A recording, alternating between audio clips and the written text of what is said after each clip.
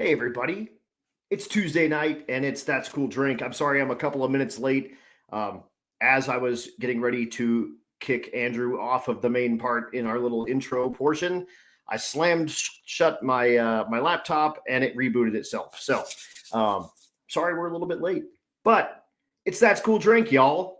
We're back. It's Tuesday night and we do have Andrew Dopita. His name is Dopita, and I called him Dopita for I don't know, a year plus. Um, so yeah, he's on tonight. It's going to be an absolutely huge blast tonight. He is he's in Mayor Town, Kansas, and he's the mayor of Mayor Town, I guess, something like that. It's going to be absolutely awesome. I asked him just a couple of days ago. I'm like, dude, do you want to be on the show? Because we haven't seen you and what you've been doing for a little while. He's like, dude, I'm in. I'd like to do it with my buddies, the Slave Oz and those folks. And I was like, well, I mean, we can, but there's a lot of moving pieces. He's like, I'll do it. I'm like, great, done. Let's go. Giddy up. So it's going to be awesome. A little rearranging here in the studio. I've got this awesome airborne announcer cutout that man, the freaking Juggernaut Welding guys put together for me. Absolutely awesome. Thanks those guys so much for putting that together. So yeah, new stuff. I've got, look guys, I'm third. I won third in the motorcycle class at race week this last year. It's going to be an absolutely awesome time. So lots of new stuff here. I also have my old logo, which is this logo. That's one I kind of just came up with real quick on the fly. And luckily, Philip Thomas of formerly of Hot Rod Magazine, super cool dude. He's been kind of around. He's done some stuff with Sick. He was like, he had a little extra time, and he built me a new logo, and I have a new logo. So I'm gonna officially change the logo on the show in the corner. It's up here. Watch this. Look at that. All right. So new logo. That's super cool. That doesn't discount this. I've got this thing as well. I also have an OG set of stickers. Not very many of them. I'm gonna try to work out something with maybe doing a shirt, like a pre-buy shirt or something like that. Like a That's Cool Drink airborne announcer, probably nipple ice cream shirt. I don't know. We're gonna play that by ear. If you're interested in something like that, let me know. We will. I'll kind of compile some information, and we will see what happens. Yeah, Neil. That's right. Technology co-pilot Kyle. That's right, baby. We're making it happen. Josh Rich is ready for merch. So, yeah, we're gonna maybe make something happen as well. The other thing that I'm going to look into as well is I've got this hook right here. Bang. I'm gonna, I think, actually start looking for a sponsor to do That's Cool Drink. So I'm gonna hang a hat for someone that's helping me out with a show or something like that. We'll kind of play that by ear if it's going to be like a yearly thing or a buy at the show thing. But big shout out to Motion Raceworks. They just helped out my brother-in-law with some TBMs for his ride. And Mahle Motorsport. I've got Mahle pistons and pretty much everything I've got right now. So those guys are awesome. Big shout out to anyone that helps with drag and drive stuff. So Neil Sabo's in for $5. It's just going to be a hat that says Neil on it. It's going to be awesome. But that's part of the deal with me not having like a job when I started this. This was all kind of with my like own money, and now I need it to pay its own bills. So we're going to work on that. But guys, new stuff. It's going awesome. I'm enjoying it. And thanks so much to Philip for the new airborne announcer logo. But that said, I'm fresh off of the Mod Nationals. That was an absolutely awesome, amazing, off the chain weekend. And of course, Mega Week. You guys, if you haven't heard, get in the know. Everything is coming up very quick. But that said, guys, it's going to be cool. Tonight's going to be amazing. Andrew Dopita is on with us. I met him early in his career. He had the Silverado cat eye truck. Came back with the 10.0 Monster Impala, and then decided to get serious and brought a New Edge Mustang. that got out of control fast, because that's how we do it, because we're idiots. Don is on as well. He says drink, so I'm gonna have one. And Neil says he's gonna give me a hat ASAP.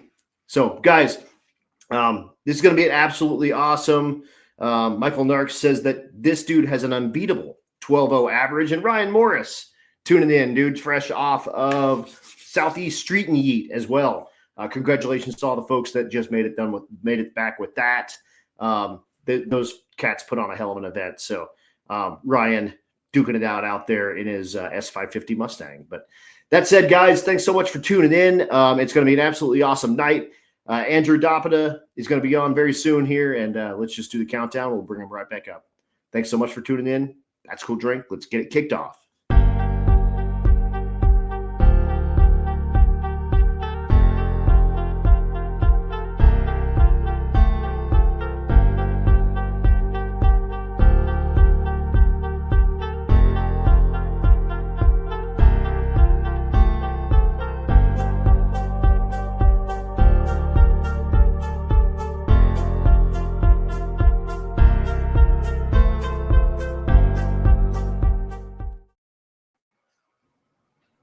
Andrew Dopita. Audio's broke again. Oh, you hear me? No, I can hear you. I can hear you great. You're perfect. You can't hear me. You know what it was? Is I broke it. We had this worked out before. I'm gonna kick him out. Bam. Go away. Kick from studio. No. Okay. Anyway, we had some audio issues before. I don't know what happened. You got me back? Can't hear Are you man. on? Nothing? Still nothing? I'll jump out and jump back in. Yeah, do that. All right. He's going to jump out, jump back in. I don't know how to get him out without kicking him out. So, again, maybe my laptop fallen and whatever. But Andrew's awesome, has an unbeatable, apparently, according to the nerd, the man behind the nerdy Dragon Drive stats, that he has an unbeatable 12.0 average. He's back. Can you hear me? I got you. Hey, I was just saying, it's probably because when my laptop fell and booted me out. Yeah. Whatever. Something weird went down. Yeah. Exactly. But dude, welcome to That's Cool Drink. Thanks for coming on. Like I said, I know you wanted to be on with your boys, but yeah. Like I said, I'd love to do it. That's just a lot of moving pieces, and you're like, oh man, let's just go. All right, giddy up. They'll be in the comments talking crap. Hell yeah! I mean, they're all in there already. It's all good. Oh, yeah. Chris Padgett's already on. Yes, he's known as the mayor. They're all here. That's right. And yeah, even got Chad Bartling from the amazing Kearney Raceway Park. Yes, sir. Yeah, man, and your old man, 12005 for the week. Yeah, that's pretty amazing. And of course, that was early in 2018. That was kind of 2018. It was small then, and you could just how many passes did it take you to get? Well, to that? I had a console full of slips and a wore out set of radials in one event. I think I literally think between I think it was something like 60 passes back in the golden days when we had like 100 car turnout, something like that, 100 cars, and you could pretty much just round robin your stuff, and the index stuff just got insane. I think it was 19, like the year before it sort of exploded. Ernie Riley made like something like 30 passes in one night. Mm-hmm. Pretty. No, I wish I could say I was that good, but it was just work. Yeah, it happens. 18, was that in the cat eye truck? That was. Yeah, this first year out. Yeah. Nice. That's it right there. What was the combo with this thing? So it was pretty basic. I got a little backstory to it, but that truck was a marketplace find, grandpa fresh, steel wheels, crank windows, 4.3 V6, had a nice piss smell in the interior. Perfect. But I kind of had the itch to get into race week especially when I found out it was going to be in Great Bend, home track. But bought the truck, I don't know, 6 months in advance of the event. Swapped in a 5.3, had a donor truck sitting around.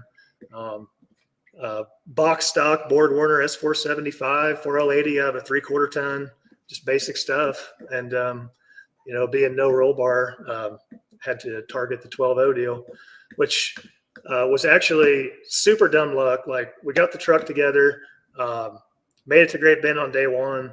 And we tried it out at Great Bend a few weeks before that. Kind of had an idea I could get the index down. Like, it ran like an 1190 something. Yeah. Pretty easy. But we showed up.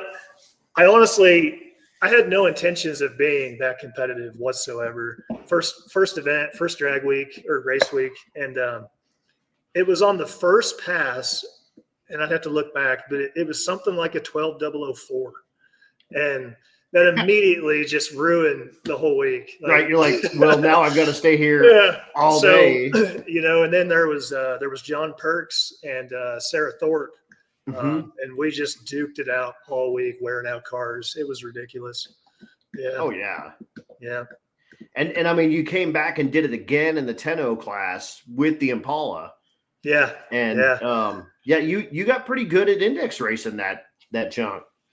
Yeah, I did. I kind of had to. I couldn't afford to go fast. So some people might take offense to that. 10.0 is plenty fast, but it just depends on what you consider fast. I mean, right. I say all the time that an 1150 street car is a bad ass street car. Absolutely. It's just that when you have an 1150 street car and you have 850 friends, then your shit's slow. In comparison to power wheelies, your junk be slow. Jeff Zur says farming. Yeah, we're going farming. Yeah, that's a Wesley Slayball term there. Farming. Okay. All right. We're farming it out. So what started you into being a gearhead and B, kind of getting into like drag and drive type stuff? Like, I mean, I know your old man is kind of OG. He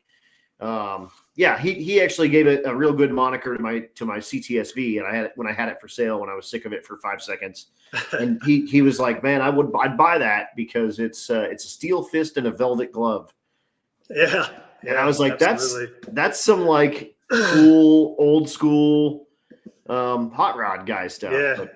Tell us about growing up in the Dopita household. Oh yeah, so Dad was a product of the 60s and 70s. He had cool shit. I mean, way before I was around. At one time he had a 69 DZ302 Camaro 4-speed. He had a 70 Chevelle SS 4-speed. Just the list goes on and on. But when I was growing up, the car that really burned into my childhood was the 65 El Camino. It was the most subtle car. Like it didn't even appear to be fast. It was kind of funny because it was infamous for just, there you go. There it is. It was infamous for just, laying stripes forever until you got scared and let out of it. But, as a young boy, that was the coolest thing ever. But that car got passed around. My dad has 3 brothers. 2 of them owned it. One of them helped paint it. It got passed around the Doughpita clan for years. Dad had it, 40 years ago when he was dating my mom. It afflicted me. It afflicted some cousins of mine. It's just, kind of bit us all. But crazy. I mean, 65 El Camino is kind of a subtle thing, but definitely burns into my childhood. Yeah. A dude I worked with had like that same car. It was just like hot rod, flat black color. He put just like a dead stock truck 454 in that thing with the truck headers, like the square body headers were still in it. They sat like an inch off the ground. And he thought that thing was like hot shit and took it up to Bandamere and it went like 1480. And he was just like, well, it looks cool, right? But is an El Camino a car or a truck? I always call it a car, but it's just kind of a party. It's sort of everything. It does. It's It like does Bill, all. Bill Clinton had one, had AstroTurf in the back, right? I mean, I mean, then it's got to be good, right? yeah, yeah. It didn't feel old, and he said his dad grew up in the 70s and 80s, like it was forever ago. Yeah, it's sort of like the stuff now that people are like, when you were born in the 1900s? Yeah. Yes. Yeah. Yes, I was. Yeah, Nick says some of his earliest memories are in that one. So, Yeah, because so you guys were just you were kind of it was predisposed. You guys were going to be poor and idiots. Oh yeah, Pretty yeah. much your whole life. Dad wrenched on everything. I mean, I can't remember him ever hiring a mechanic. You know, whether it was a freaking semi truck or picking up a car, mom's van, whatever. So we just wrenched on stuff. I grew up in this little town, Zurich. I left for a while and came back, but my best friend Casey Wilkerson's here, and we grew up playing with passenger cars, and long before I was legal to drive, we were driving stuff around and messing with stuff. So yeah, that's kind of the origins for sure. That's the best way. It really is. Yeah. It's how it works. Sandon's watching, wants to know. So it is the mayor of Mayorville, Kansas.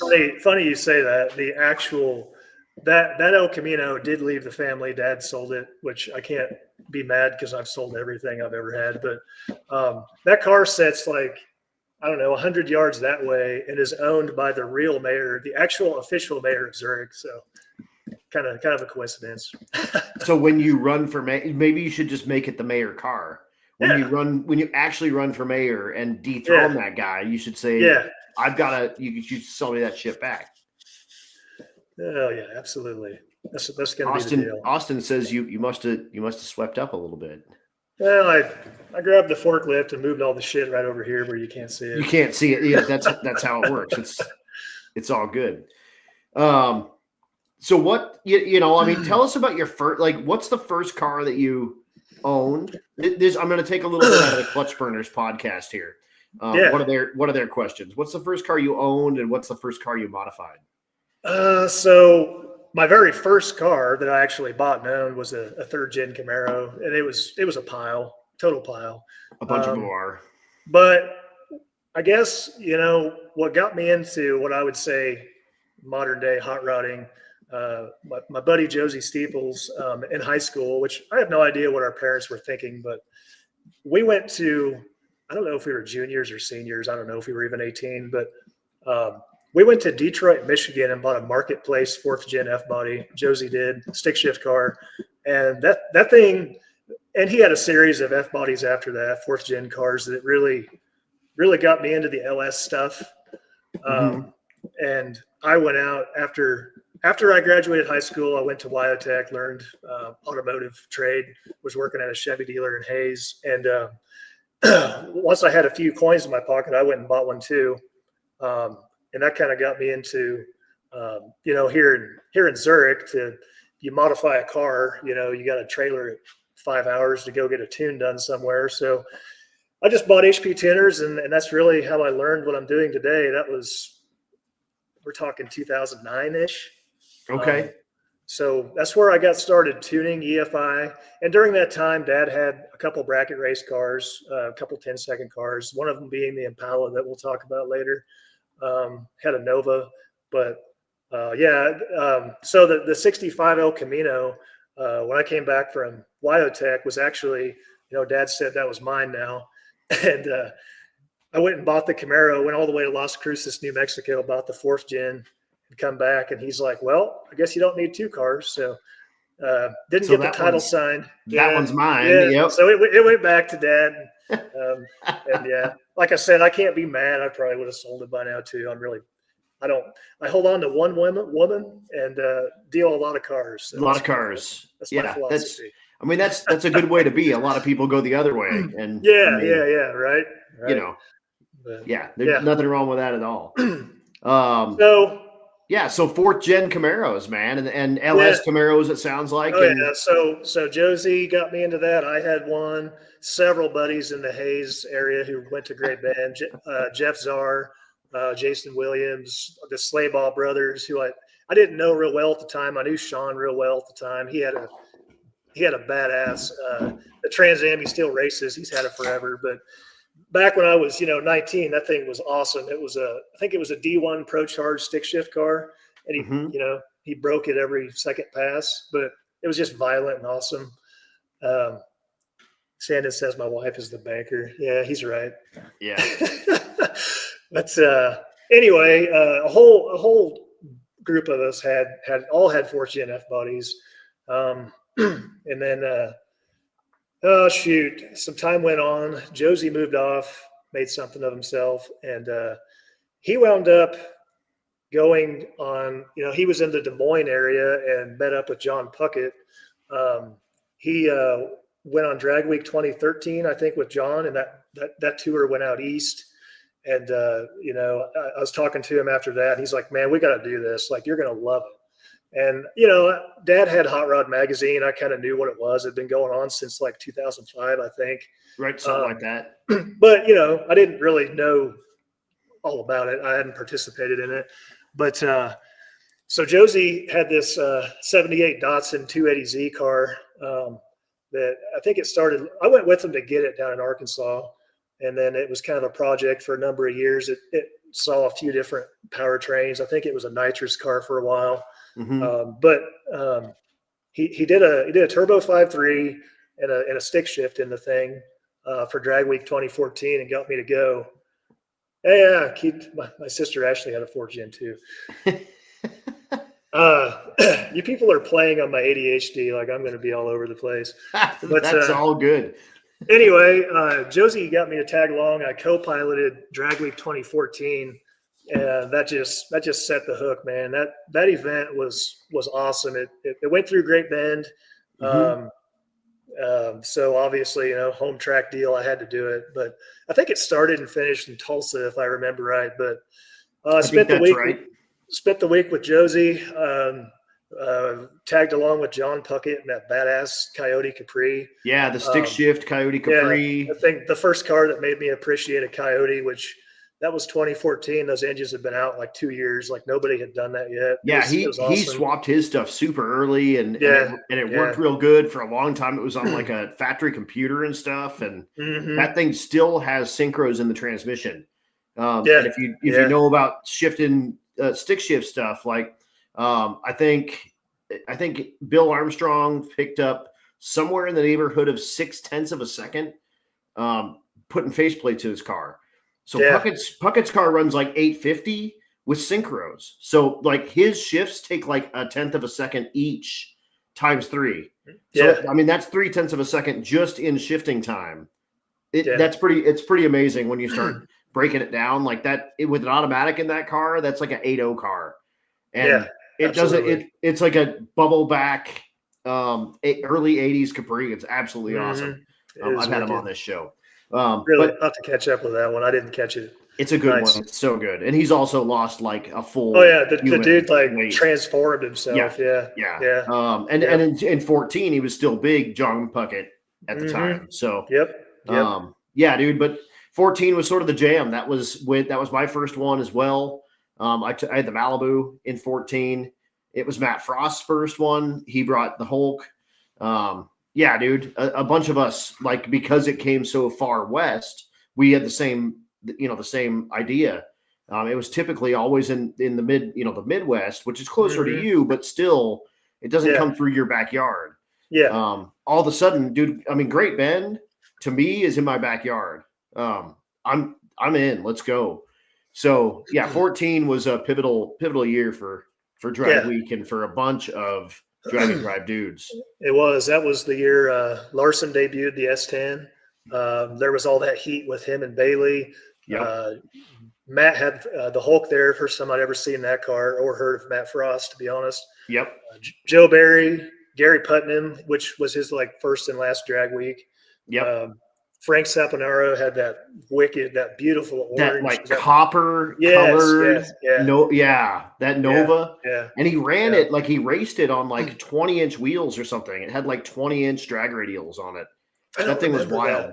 Yeah, but it was super fast and cool. Yeah. And then the Taylor family was there. First time I'd ever met them. I'm pretty sure Alex had like a learner's permit driving the 69 around.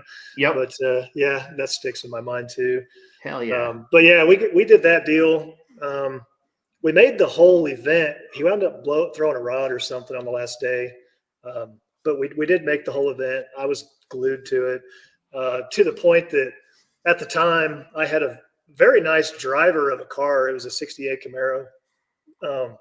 I came home from that deal and the car was, a 327 turbo 350, just like a driver. This one?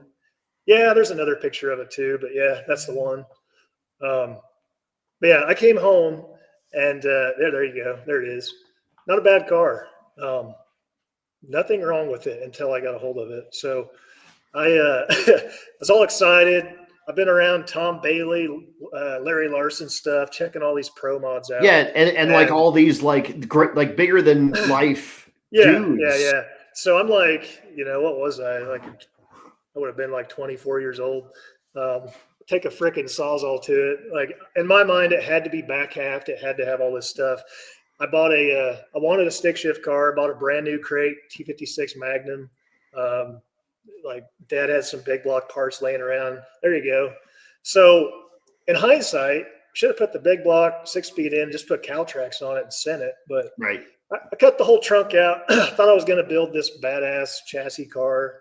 And once my talent kind of ran out, it just kind of sat in the corner. So, as things do, as the projects do. Yeah, kind of sat in the corner. I got into doing 4-wheelers and razors and sand dunes and trail riding and things. Kind of the spark kind of died out on the car scene for a few years.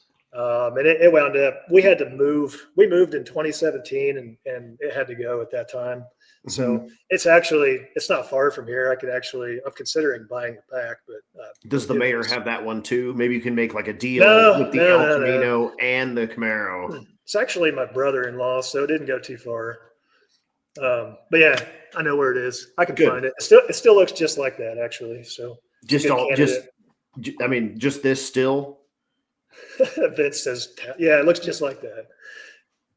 Yeah, Rui needs to weld. Overrated. I'll just take it over to Rui. He can weld a cage in it. Yeah, I mean, yeah, he's good for sure. He's got my shit at his house right now. So. Fabrication, man. Like I do a lot of stuff. I do a lot of things, but fabrication is not something I have patience for. I'm not that guy. That's why I have a G body. Everything bolts into my stuff. Dude, if it can be MIG welded, I'll build anything. But you get out that TIG and start trying to dab dimes, nope. Yeah, looks like bird turds. So yeah, that's why dudes like that exist. They they can make that stuff happen and keep us alive. Old PJ, Sand and Sleigh Ball, he's kind of our team fabricator, and I slipped his wife a note one time. She was muling our parts back and forth and said something about, we all have our talents, PJ's the welder, I'm the tuner, just is what it is. It is a funny note, but yeah, they got a good laugh out of him. It's really good to have those people though. Like back in Denver, I was a part of a car club called the Rod Chuckers, and that was what we did. Like Wednesday night was hot rod night, so we would just all get together at someone's house and help build their car. It was super cool, and typically it was like 2 or 3 guys working and 15 guys drinking beer and starting fires, and otherwise just doing dude stuff. But I think it's worth doing. People need to do more of that stuff. Get together with your buddies and pool your talents and see who's good at what, and then you can almost build a race team out of your homies, and you pay them in beer and pizza, and then everyone's got fast cars and full bellies, and life is good. Yeah. So having friends do it definitely fuels the fire for sure. Especially when you have a group like we do. We have a lot of talent for sure. Hell yeah.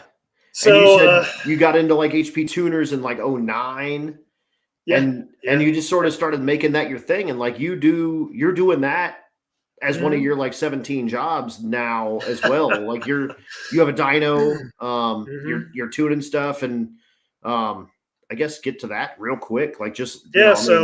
So that period of time went by there. I was I was tuning things, but not too crazy. But I was more into 4-wheelers and had a Razor and was doing that whole gig.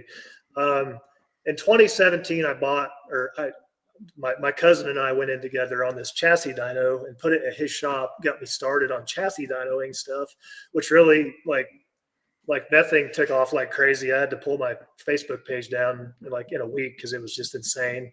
It's been word of mouth since 2017. I don't need work. Don't get me wrong. I don't want any work. So, but yeah, been doing that.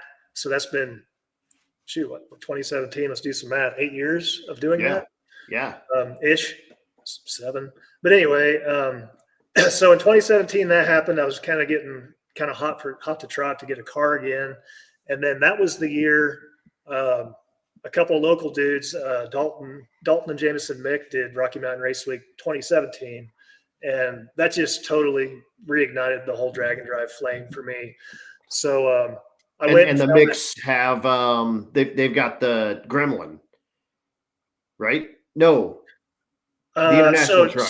Yeah, well, actually, Brian, I don't want to butcher his last name. Brian Weinhold or Weinhold. Weinhold, right. He's got the international truck. He's got the international now. That was Jameson's truck. Right. Jameson brought a 70 Nova. I think it's a 70, but a red Nova. And Dalton had a Pontiac. He's a Pontiac guy. I can't remember what the heck that was. That he had some. Yeah, okay. Yeah. I remember. Yeah. I'm not a Pontiac guy, so I can't name it, but he might be on here. He had like a Grand Prix or some thing. Yeah, but like a big body thing. There he is, Ventura. Yeah. Okay, it's okay. It wasn't a big body thing. But his Ventura. They ran that year, and I think it must have been when they came from Great Bend to Kearney. They came through Plainville, which is 7 miles east of here, and they came through, did the Crawford Supply thing, and like that just brought back, because Larson was there, Doug Klein was there, like it totally brought back Drag Week 14 into my mind. And then I don't remember when, but Matt announced the 2018 tracks, and it was kind of floating around that it was going to start and finish in Great Bend. So it's like, man, I got to do it. Like, we got to do this thing. So I found that RCSB truck on Marketplace, and did the whole build on it, and went to Race Week 2018 with Dad, and wound up doing well. Hell yeah. And Sarah was even in here just a second ago. Yeah. There she is. Yeah. You were 1,000th apart on Thursday. That was one for the ages, man. Pretty wild, man. Pretty. I mean, and when you thought, you talk about that was like 100 cars, and I mean, no kidding. Probably each of you have all week 60 passes. I mean, you're 10 a day. Yeah. That's just. I mean, when you're talking about doing that index stuff and trying to get it all tight like that, that's what it takes. But slamming on that. Relative, you could mail order this truck. It's well, with a 475. And yeah. I mean, it took a little MIG welder MacGyvering, but I got an S475 in there. Kept the AC, kept the cruise. It was actually pretty nice driver. Jeff wound up with that, and then my dad wound up with it. And you were talking about an 1150 car being wild on the street, like. Dad got shunned from driving that thing because he gave my mom whiplash doing trying to do a launch up with it, So no, that's a thing. That thing, when you pulled the radials off of it and just put street tires on, like 60-mile-an-hour rolling burnouts all day, like it was out of control. But it was an honest 1090 truck. It didn't have a roll bar. You couldn't do that. So yeah, but still, I ran Great Bend. Everybody who actually grew up around Great Bend knows they were by the book. And I got threatened to get kicked out for going 11:49.5 or something like that. It's like, jeez. But no hate to Great Bend. They just, that's just how they are. That's what they're doing their thing. I mean, you gotta do it honest. So, and here news from Great Bend, by the way. Yeah, I saw that last night. Nick Lawson shared that to the group. Yeah, we'll see. Apparently, if you haven't seen, they've come to an agreement the concrete company slash city slash track slash whoever ground whatever. Something's happening. It's not. Yeah. I don't know. I mean, it sounds like they agreed to the settlement. We just don't know what the settlement is. Right. Which is who cares what the settlement is? Work it out and bring the racetrack back. If you've never been to Great Bend, it's the site of the very first U.S. Nationals. It's absolutely awesome. It's an old B-52 base. It's an old runway. It's absolutely totally sweet. And they've done a ton of upgrades to it. It was 100% nonprofit and volunteer based when it was open. The town loves it. Everyone that's around there loves that track. It'll be super cool to have it back. Yeah. So one more thing I want to talk about. Race Week 18, Sandin Sleigh Ball debuted the Honky Lips station wagon. The Honky Lips. That's right. Yeah. I think Chad Cloak wrote that on the window, the dude with the Duramax C10. Yeah. But it was just an awesome time. I got to know the sleigh balls real well through that deal. And like I said, I knew Sean before. I sort of knew of Sandin. I knew who Seth was, but I really didn't know them until then. And that really, like, those dudes are like a daily part of my life now. Out of that whole deal, it's pretty crazy. But that's awesome. Yeah, awesome. That was Codor Paget. The red car was Jeff Czar's for a while, which he sold, and then my car. Yeah, that was an awesome deal too. Sandin's is back there in the background. Yeah, you could. That was the only one I think I had with his and yours. Yeah. Other than the side of the road, I've got one with the Impala, and I think. Hold on. That'd be Sean, I bet. Yeah. Yep. There you go. The old overheat. We were going through Red Rocks, and I couldn't keep the temp down, so we had to pop the hood and put tarp straps on it. Hell yeah! Oh yeah, and then the glass pack bowl. I was going to say the glass pack, the hater pipe for the street. The hater pipe. That thing was hilarious because you could, the trans brake doesn't do anything unless you're in gear, so you could pop it in neutral, hit the trans brake, and floor it, and just blow flames out of that thing on the two step. Oh, that's hilarious. And it's like right in your face because it's just, right there. It's awesome. That's good stuff. Actually, I've wrung my own ear doing that a few times. Oh, yeah. Christ. So yeah, that was Race Week 2018. So we finished that deal. I did a few more little things with the truck, but I wanted to go faster naturally. And actually it was that fall of 2018.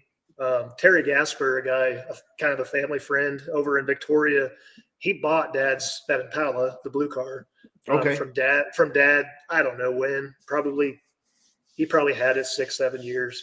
But I kind of ran into him and told him, I was looking to get into a roll cage car, go a little quicker, and made a deal to buy that car back.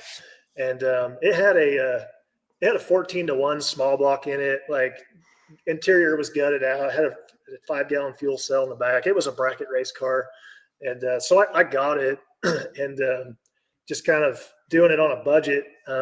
Pulled everything out of the truck. It just left it set as a roller and put the 5.3, the same turbo, power glide trans, real basic deal in that Impala. And then we went to Race Week 2019 with the Impala. Yeah, that was in Pueblo, I believe.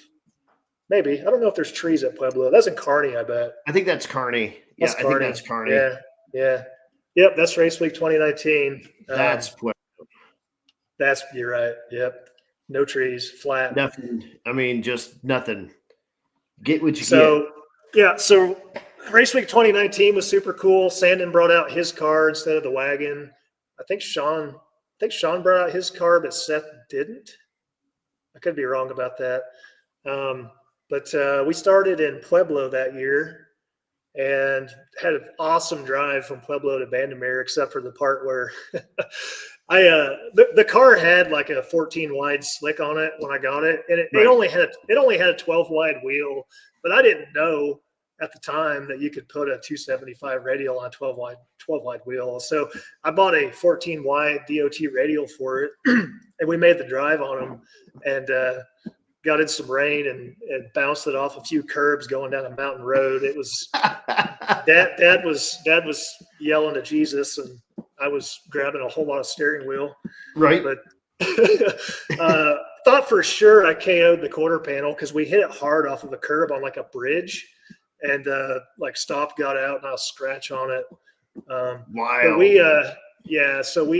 so that year we went Pueblo to Bandimere, I think to Kearney, and then back to Julesburg, and we broke it at Julesburg.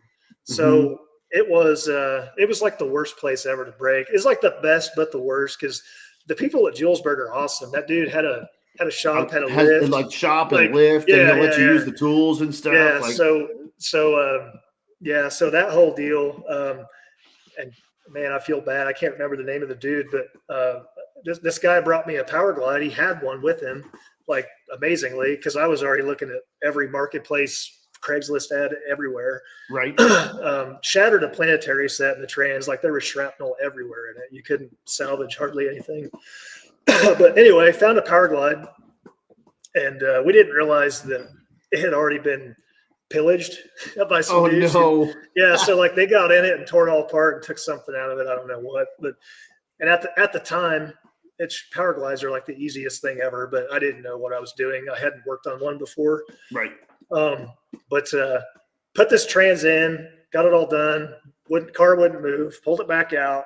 Thought we found the problem, put it back in, car wouldn't move, pulled it back out.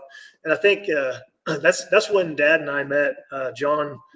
I might say it wrong, but Stone Cipher, Stone Chipper. No, you said it right. Totally. Stone Cipher. So he was there. I think he was with Quamzo. I'm not sure, but I just remember that dude was going on like 3 hours of sleep for the week, and he was taking naps by the car. But he helped us work on the trans. But there was like a line of dudes out the door. A lot of people broke there at that year for whatever reason. The track was kind of greasy. I think a lot of people were just breaking their shit. But there was a line of dudes waiting for that lift, and we'd been on it like 4 hours.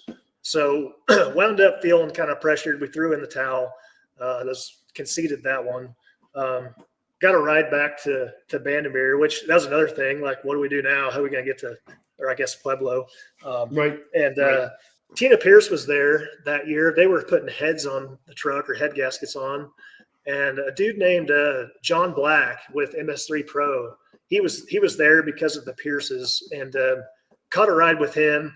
The dude drove like 120 miles an hour in this rental car through downtown Denver, like scaring the crap out of me and Dad, telling us these stories about people he knew dying. Like it was a freaky deal. Like I think he was just like purposefully yanking our chains.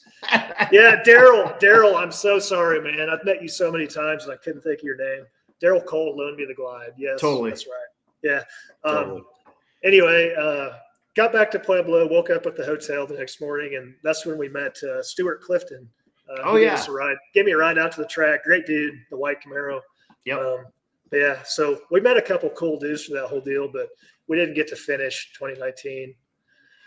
So, I don't know if you want me to keep going on this whole timeline or what. Keep going. Let's keep rocking. Hell yeah. Yeah. So I like it. We got back with the car.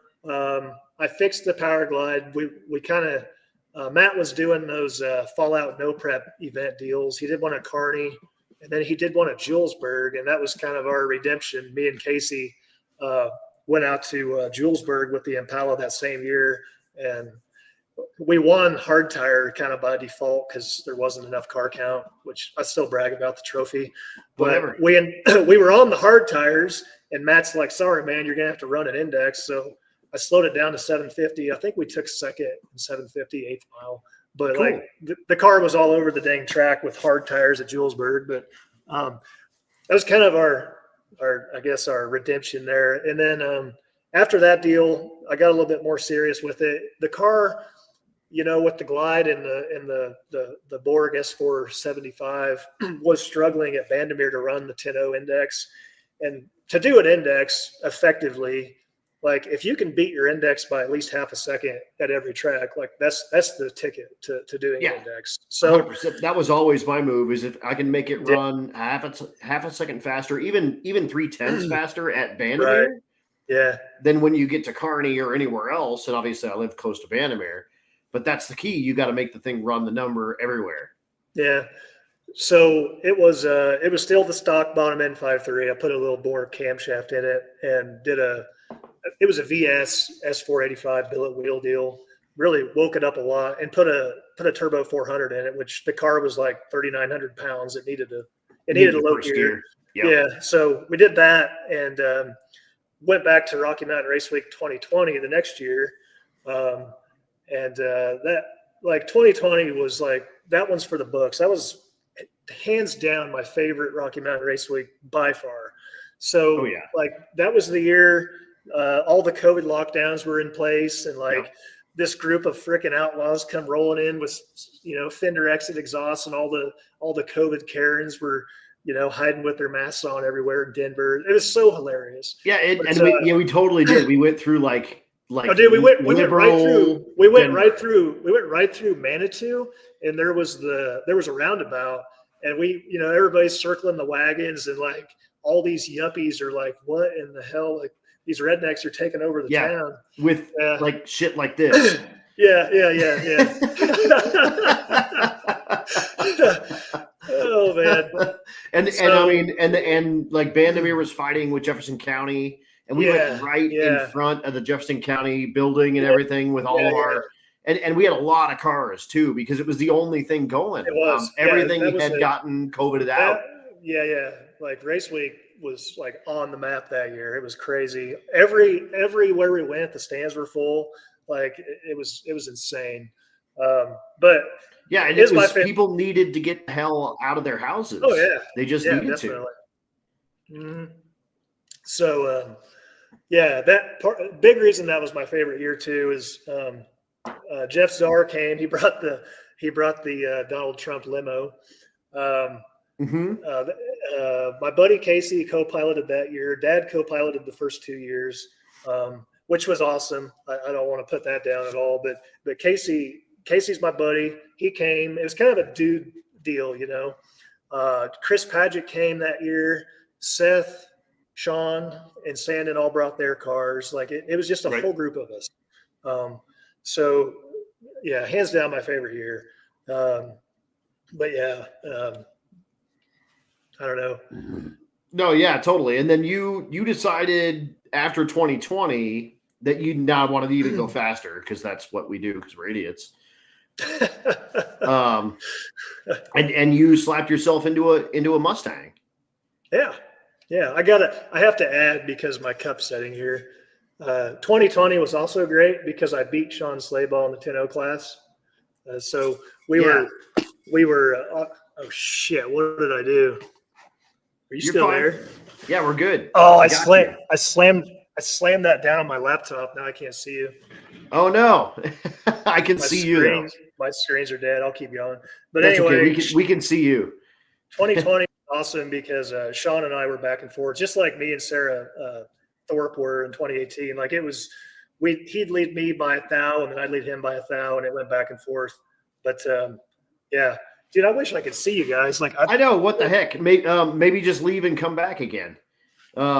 Chris Padgett says shotgunning beers from the limo. Oh, dude, was the best part.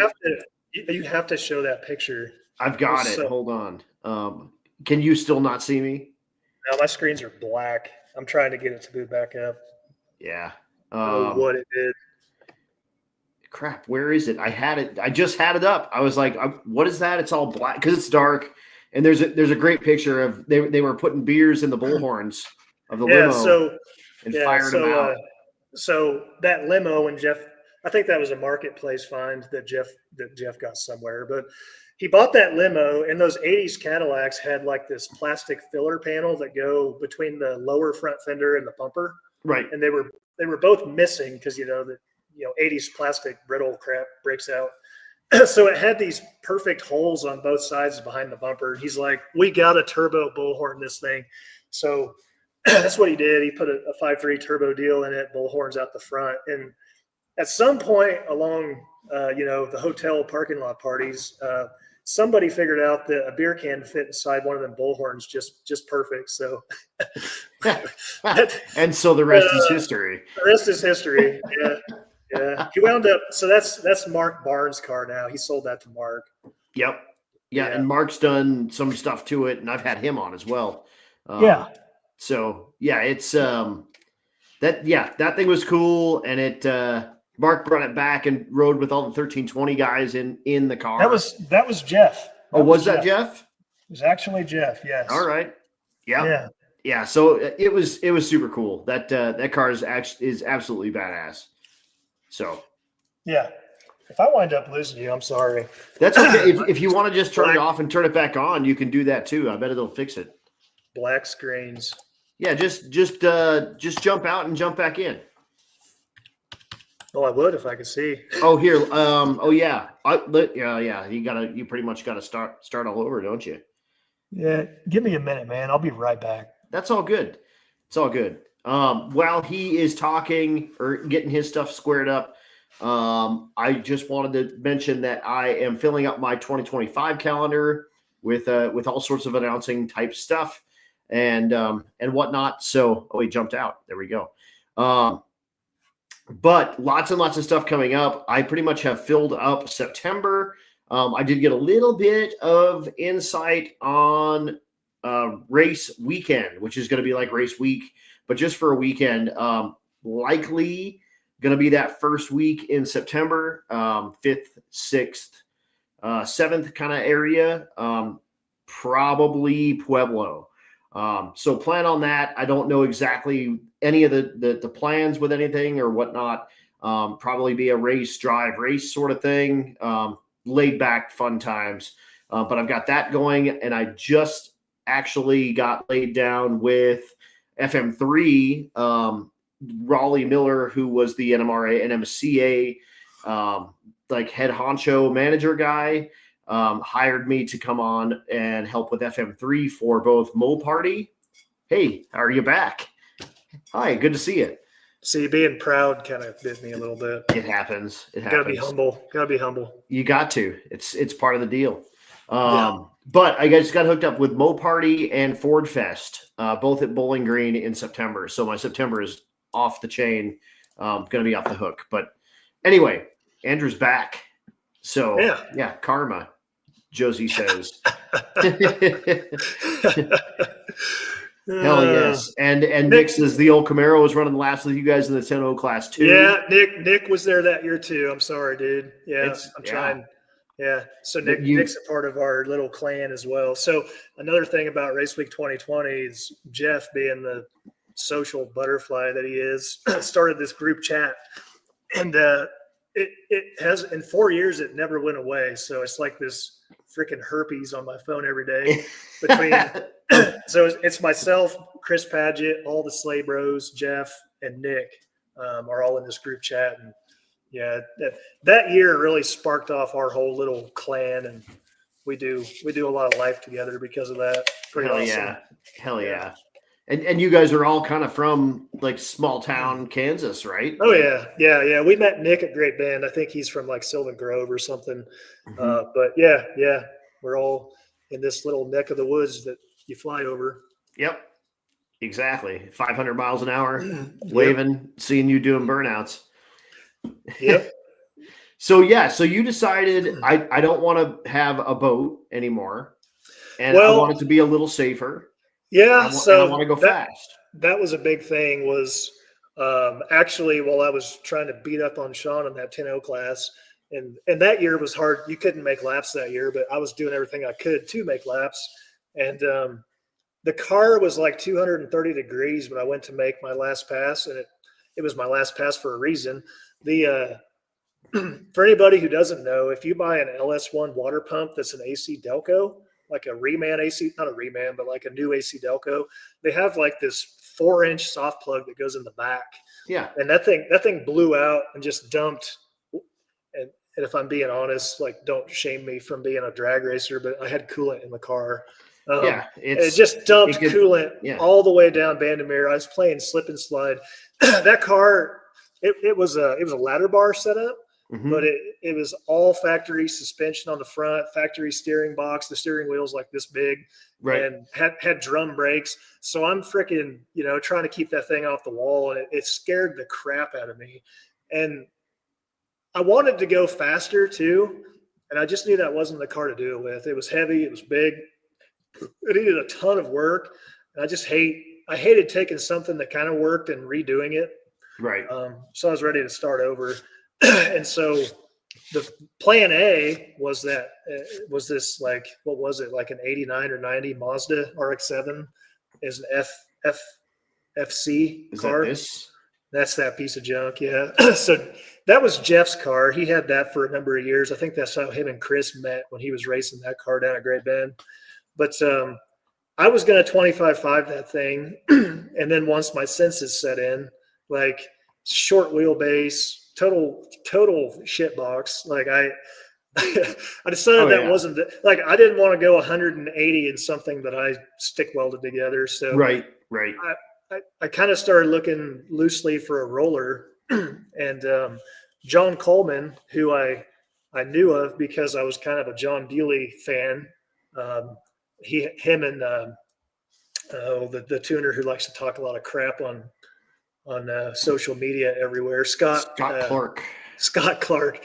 So Scott Clark had the Real Tuners podcast that I listened to all the time, and that kind of got me hooked on the Bewley. But anyway, Bewley was heavily involved with John Coleman's car, and I knew of it through that show. It had some drag week fame. It was very competitive in super street small block power adder the way John had it. But he wound up cracking all the mains on it and nearly cracked. Like, there's a picture of that car I have somewhere of the whole driver's side just covered in motor oil. And it happened at 195 miles an hour on the big end. Of course. So it scared the crap out of him. He decided to sell the roller. It came up. I knew the car. I always liked New Edge Mustangs, even though when I was in high school, I always thought Mustang guys were kind of little on the left side, but I was a Chevy guy at the time. Yeah. I mean, in high school, that's what we had them. They called themselves the Dark Horse Racing Team. Right. We called them the Dark Horse. But I was a fan of the New Edge Mustang always. Oh, yeah. And then liked the car. It was a 25.5 chassis. It was a roller. It had wheels, tires, a rear end, and a body. He pulled everything out of it.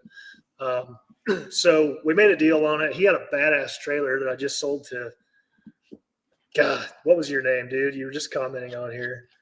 Anyway, Nicholas Kern bought it actually just last week. But anyway, badass little trailer came with the car. It was a tried and true drag week car. I went and got it. Again, kind of being on a budget. The Impala had to go. Couldn't keep it. Sold it to Eric, some dude named Eric in Pennsylvania. Can't remember his last name. Doesn't matter. But it's all the way in Pennsylvania now. Still together and racing, as far as you know? So he sold it, and I have that dude on Facebook. Names are not my thing with people I don't see all the time. It happens. But I have him on Facebook. So that car's still in PA. It has a big block now. They pulled the Turbo LS out of it. It just has a big block, and I think it just gets bracket raced again. Huh, cool. But yeah. So anyway, I had this Mustang, went all the way up to Nashville, Tennessee with Casey, and brought it home. Sold the Impala, gathered up what I could, had a couple 5.3s laying around, and was kind of, playing with the Wallace calculators, weighing the car, figuring out what I needed to run sevens with. I wanted to run sevens. That was my whole goal from the start. Mm-hmm. So decided I could do it with a stock block 5.3, put a Callie's rotating assembly in it, put TFS 220 heads on it. John Bewley kind of helped me set that whole first setup up. And obviously he wanted to help because he loved the car. Yeah. But got that thing going in the nick of time to license and make it to Race Week 2021. Mm-hmm. And you're kind of noticing a pattern here. Like, for a period of years, I did nothing but Race Week. That's what I did. Right. And we go up to Kearney and run testing tunes and a small tire event here and there when they had one. But I was living and breathing this stuff for a period of years. And like I said, we barely got licensed in time for Race Week 21. the converter we put in the car was way wrong. So we show up to race week 21. Like the whole week was just a struggle. It was the hardest fought drag and drive I'd ever had, which, the car was new. I didn't know how to run it, didn't know how to tune it, didn't know how to set the chassis up, and just struggled. And the converter was ridiculously tight. I was shifting the thing, that thing about 8,500 RPM, and it was pulling down about 58 on the shift. Like the converter was just locked, and it was knocking the head gaskets out of it. And by the time we made it to Kearney that year, so that year, I'm trying to think back. Was that a Great Bend start? No, I think that was a Kearney start, I think. No, it was a Great Bend. It was Great Bend. Okay. So we started at Great Bend, went all the way out to Pueblo, Bandimere, back to Kearney, back to Great Bend. So by the time we got to Kearney, I'd been fighting this thing and went out, made a pass, and just absolutely knocked the head gaskets out of it. Drove through water, the whole mess. And I was exhausted. I was ready to quit. And Jeff Czar was there in the race truck that I used to have. He wound up buying that. He sold the limo to Mark Barnes, bought the race truck. He was there in that. The Slayball brothers were all there. Mm-hmm. Nick was there. Like our whole clan was there. Chris was there. Absolutely annihilated the head gaskets, like beyond being able to drive the car anymore. And I was ready to be done. And Jeff was like, what are you doing? Like, why aren't the heads off the car yet? Let's do this thing. I was like, man, I don't have any more gaskets. Like we're this close to home. Like, I don't know.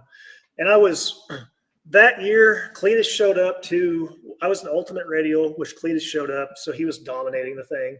Yeah. In mullet. And Clint Sadowski was there. I don't know if that was his first race week, Rocky Mountain race week. I think so. He was also on the struggle bus. Like him and I were struggling bad. I was struggling to run like 830s, 820s the whole week. Yeah. So that wasn't Great Bend, Josh. You're close. But anyway, annihilated the head gaskets at Kearney, and Jeff was running around. Donovan Leader had some BTR small bore head gaskets, LS9 head gaskets. And Jeff rounded up all the stuff and the tools, and we wound up putting head gaskets in the thing, which I sent you a picture of that thing all blown apart. But it was in the parking lot of the Hampton Inn at Kearney that we put head gaskets in that thing. Yep. So hell yes. We were up all night. Yes. Jeff still likes to give me crap because we were staying in cheap hotels that year everywhere, and we opted for the Hampton at Kearney because we were all going to get this awesome night's sleep, and like $200 hotel. And we spent all night in the parking lot. We went to bed. Instead, you were in the parking lot, right? Casey likes to joke. Casey likes to joke because we all went to bed at like 5:30, maybe 6 a.m. And Casey's walking in to the hotel, with a beer, chugging down a beer. And there's these old folks who are up early having their breakfast, just looking us down like, what in the world? Yeah, there you go. It's me and Sand in there. But yep, parking lot fun. So got head gaskets in it. And another thing about 2021 was it was the hottest year I had ever participated in. It was insane. It was absolutely like 110 degrees. Kearney was wind. The worst. Yes, yeah. So what we hadn't realized is when it pushed the heads on that pass, it ballooned the radiator out. So all the fins were just collapsed shut. And so we get the thing done. We go to bed for like, I don't know, an hour or two, and then get up and go get on the road. And I could go about 15 miles before I was at 240 degrees. I had to stop, and we frickin' sit and wait, cool off. And it was that way all the way back to Great Bend, which luckily it was like the shortest drive of the whole trip. Right.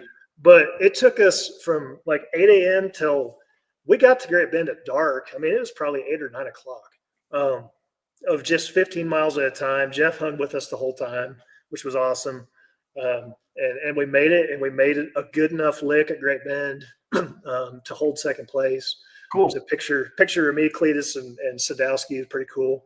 But yeah, that was me and Clint both just rode the struggle bus. That was the hardest fought trophy I have ever won anywhere. And after that, Casey and I were kind of in agreement that June in the Midwest kind of sucked.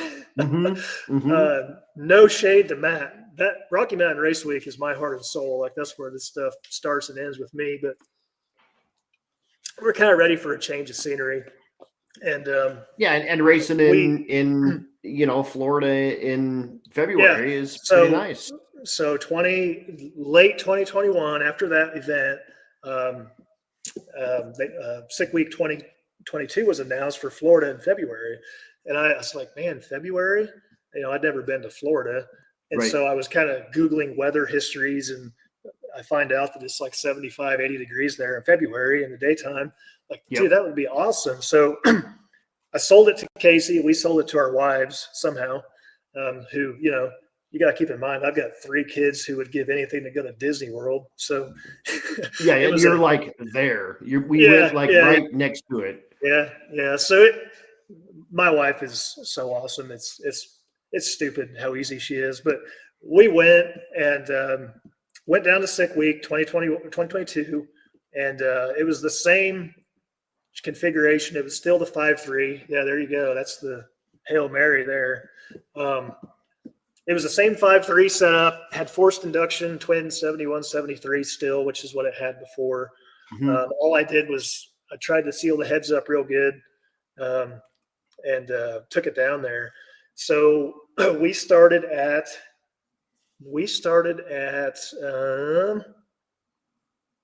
Orlando? Bradenton. Bradenton, so yes. 2022, we started at Bradenton. That's when I brought you your money. Yeah. You left your money Actually, in your truck. On that whole trip, I don't know if Casey's still on. We spent more work on the tow rig than we did in the car. I had this Duramax flatbed that we repainted. But anyway, we barely got the clear coat on it in time to leave. And it was like, dude, it was like 10 degrees here when we left and snow blowing. Right. I didn't think we'd make it. We drove in snow for quite a while and got down to Florida and got out of the truck. Like, obviously we stopped in like Georgia, but we get down to like the Bradenton area at like 10 o'clock at night and get out, and it's like 70 degrees. Oh my God, this is amazing. But anyway, oh shoot, where's I going with this? So we were in Bradenton.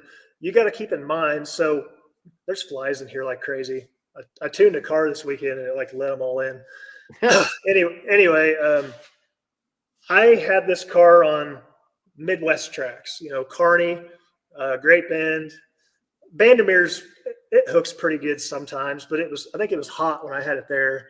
Right. But I'm used to driving this thing on grease, So I get down to Bradenton and get on flypaper, which I'd never done before. And I still have kind of a, my Kearney tune-up in it, which has a, 10 degrees of timing retard for a little ramp at the start, which caused it to absolutely climb the ring gear and power wheelie. So at Bradenton, it pulls this little power wheelie. That one there's at Gainesville. But right. I get out like 300 feet and then it wheelies. Yeah, kind of like that. And I just rode it out. It was like, I remember just screaming at the dashboard of that car. That was intensely fun. Like I'd never felt anything like that. It was amazing. And it was running like, it ran like a 770 at Bradenton. And then Orlando was a rain out. And then we got to Gainesville. And I had been talking to John Coleman. This car came from that area of the world. It came from Nashville. So he ran South Georgia Motorsports Park. He ran all that whole circuit down there. And the car was really set up and built to do radial prep, which I didn't, again, being a dumb Midwestern kid, I thought it was just a fast car. I didn't know. But the thing was 57% nose heavy. Like it was not set up well for no prep by any means, which I was trying to do with it here. Right. But I'm on flypaper. I'm doing these power wheelies. And I'm talking to John Coleman. I'm like, man, how do I make it stop power wheeling? He's like, well, you got to take your retards out of it. He's like, you got to hit it from the start. You got to hit it at the line, get the rear end separate, get it to plant and go. So we get to Gainesville because Orlando was a rain out, and I set the thing just on kill, and I didn't have the front struts tight enough, and the thing just hikes up in a wheelie, and I knew not to just lift. I'd never had a car wheelie quite like that before, And so I'm just stabbing the throttle. I stabbed it like 7 times, and it's just kind of like riding this thing out, slowly setting back down. And as it was setting back down, I laid back into it, and it knocked the head gasket right out of it. And there's a picture of that thing side. Yeah, that's at the 8th mile, which back then was 150 miles an hour at the 8th. Right. So it was a ride. So I was it's driving spicy. It's doing some stuff. I was driving over my water and saw Jesus there at the 8th mile. Yeah, but, needed the brown fire suit for that one. Yeah. So I get back to the pit, and I knew what had happened, and it knocked the head gasket out of it really bad. And I would have fixed it, but it ballooned the radiator again. Like it saw, like if I had by that time I added a coolant pressure sensor, and it was like 20 pounds, 120, like just like that. Wow. And the radiator, the tanks and everything were just ballooned. And so I knew we weren't going to be able to drive the thing. It'd be just like race week was. Right. So I was looking around trying to find a radiator shop. It was a custom made thing. It was a very specific size, a double pass. Couldn't come up with anything. We threw in the towel, unfortunately. Come back home and was kind of evaluating the whole deal, and really wanted to make the car work. Was really tired of driving through water, which is no bueno at all. And it was a 4-bolt deal, and you were kind of on the edge of it. Yeah. I mean, there's been people be way more heroic with a 5.3, but it was a methanol car, non-intercooled. There was a lot of cylinder pressure. I just could not keep a head gasket. If I could do it again, I probably would have put 1/2-inch studs in it, a little bit different gasket. It had the CA 625, the $1,000 set of head studs in it, factory size, 11 millimeter. But anyway, couldn't keep a head gasket in that thing. And it just so happened, another buddy, Jason McComb, who's kind of local, he had put a Miclo 388 in his Fairmont a few years before that. And he was getting his setup wasn't working the way he wanted it to. It was kind of undersized on turbo. He didn't want to spend any more money on it. So I talked him out of his 388, talked him into a 5.3, and got his 388, which was a Miclo build, Dart 6-bolt deal. Worked perfect in my car. Wound up getting Sandon to help me this time, refab my turbo kit so it didn't look like bird turds. And we put a set of Force Performance 7875s on it. Zach Slevin hooked me up with those. Awesome dude. Totally awesome dude. Yeah. And again, my name thing in my memory. Who's the main dude behind Force Performance? Robert Young. Robert Young. Like that dude was like anything I wanted. Like he would try to move the world for me to make that whole deal, especially after we had success with it. But I wound up being there's a list out there floating around Facebook of the fastest list of Force Performance stuff, and I'm pretty sure I know I did. I topped Nick. I call him Nicky Bobby, whatever his. Oh yeah. I topped his best mile per hour in the quarter with 78.75. So I was the number one on the list. I think I still am of 78.75 Force Performance turbos. Cool. But anyway, put that whole setup in the car. Went to Codor 2022 in the fall. And that's a badass event. Like if you're looking to dabble in drag and drive, go to Codor. Like J-Rod puts a lot of work into it. You get this whole history book, like of your whole route and like all this stuff. He's way into history. It's really cool. But we went down there that year, and that's Jeff Czar, me, and J-Rod. So that was a really cool deal. So Jeff and I were both in small tire. He brought his red SN95. I had my car, and I was setting PBs all day and qualifying on that thing. I think, I squeezed out a 757 down there. Oh yeah. Yeah. And we did our qualifiers. I qualified 1, he qualified 2, which they ladder you off qualifying on that deal. It's super cool. So number 1 gets the slowest car, and number 2 gets the second slowest car, and so on and so forth. So on my last qualifier, I go to throw the parachute in, the transmission won't come out of gear. I'm like, well, what the crap?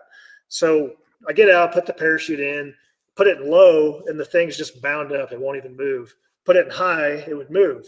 So we had like an hour before round one after the last qualifier, Right. like huge time crunch. I go pull the pan off of it. There's some clutch in the pan, but not crazy. Like, and I played with it enough to know that it would hold power in high gear. It would not work in low gear. So I figured either the clutches are welded together or like there's a hydraulic circuit leak holding this thing in high gear. There's something, but like it'll hold power. So I knew I was round one, I'd be against a guy who was running like 12s. I don't know what it was, but I'm like, I'm gonna foot brake this thing in high gear off the start. See what it does. See what this is all about. Hell yeah. So I go up there and do that. I leave it on. I take all the ramps out of it. I put it on full tilt right off the start. And you got to hold the trans brake on Holly because when you let off, that starts your boost timer. Yeah. But the trans brake wasn't doing anything in high, so I was foot braking it. It made the rev limiter work, and it started my boost ramp. But anyway, put it in high gear, foot brake it, take off. The thing still went like an 815. It was like a one. I'd have to look at the timing slip. It went like a 170, 60 foot, but still went like, went like an 815 or 820, and wound up knocking a few dudes out. And then I met up with Jay-Z in the finals, and that's about what his car ran at the time. It was capable of a lot more, but we call him chicken foot because he's kind of a chicken. But, he was running about 820s, and I knew it'd be really close, so I sprinkled a little bit more in, and it's really badass. I told Padgett, I'm like, go to the big end and record us coming at you. It's going to be epic. and sure enough, like I catch him at like between the 1,000-foot and 1320 cone. I catch him by like 30 miles an hour, and it was just awesome. But I wound up winning, and Jeff took second. That was a really cool deal. Badass. So got home from that. That's when I learned to build my own power glide. That was and it held up well. It was a pretty basic Jake setup. I bought it from Jake. It was just a stock drum with 6 clutches machined into it. Nothing crazy. So I took it home, took it apart, put a Sunax 10 clutch deal in it, put a ringless input shaft in it, really kind of beefed it up for what it needed to be. And did a couple little deals at Kearney here and there, some small tire deals. Didn't have much luck there. Like I said, the car was nose heavy. It needed like 500 pounds in the trunk to be able to work at that stuff, and I just wasn't willing to do that. And then we got geared up and went to Sick Week 2023. I had to go back. Like I told my wife, like, we got to go back. We got to go finish. And so Casey and I went back, and definitely the redemption tour. So that year, I had a goal of a 750 average. I knew the car would do it, had it more figured out, had better stuff on it. And we did. We ran a handful of 740s on accident. So the car was 25.5. I was in Super Street small block power adder, which there was no ET limit on it, but you had to meet some very specific rules. Like Keith Turk. Yeah, like you had to have a factory firewall, factory floor. You had to have, there was a whole list of drag week rules that they adopted. Yeah, that's Keith. That dude's so awesome. I was quarantined because I was top 3, which I thought was punishment. Then I found out that's actually like this honor deal, and you get to be first. Really big deal.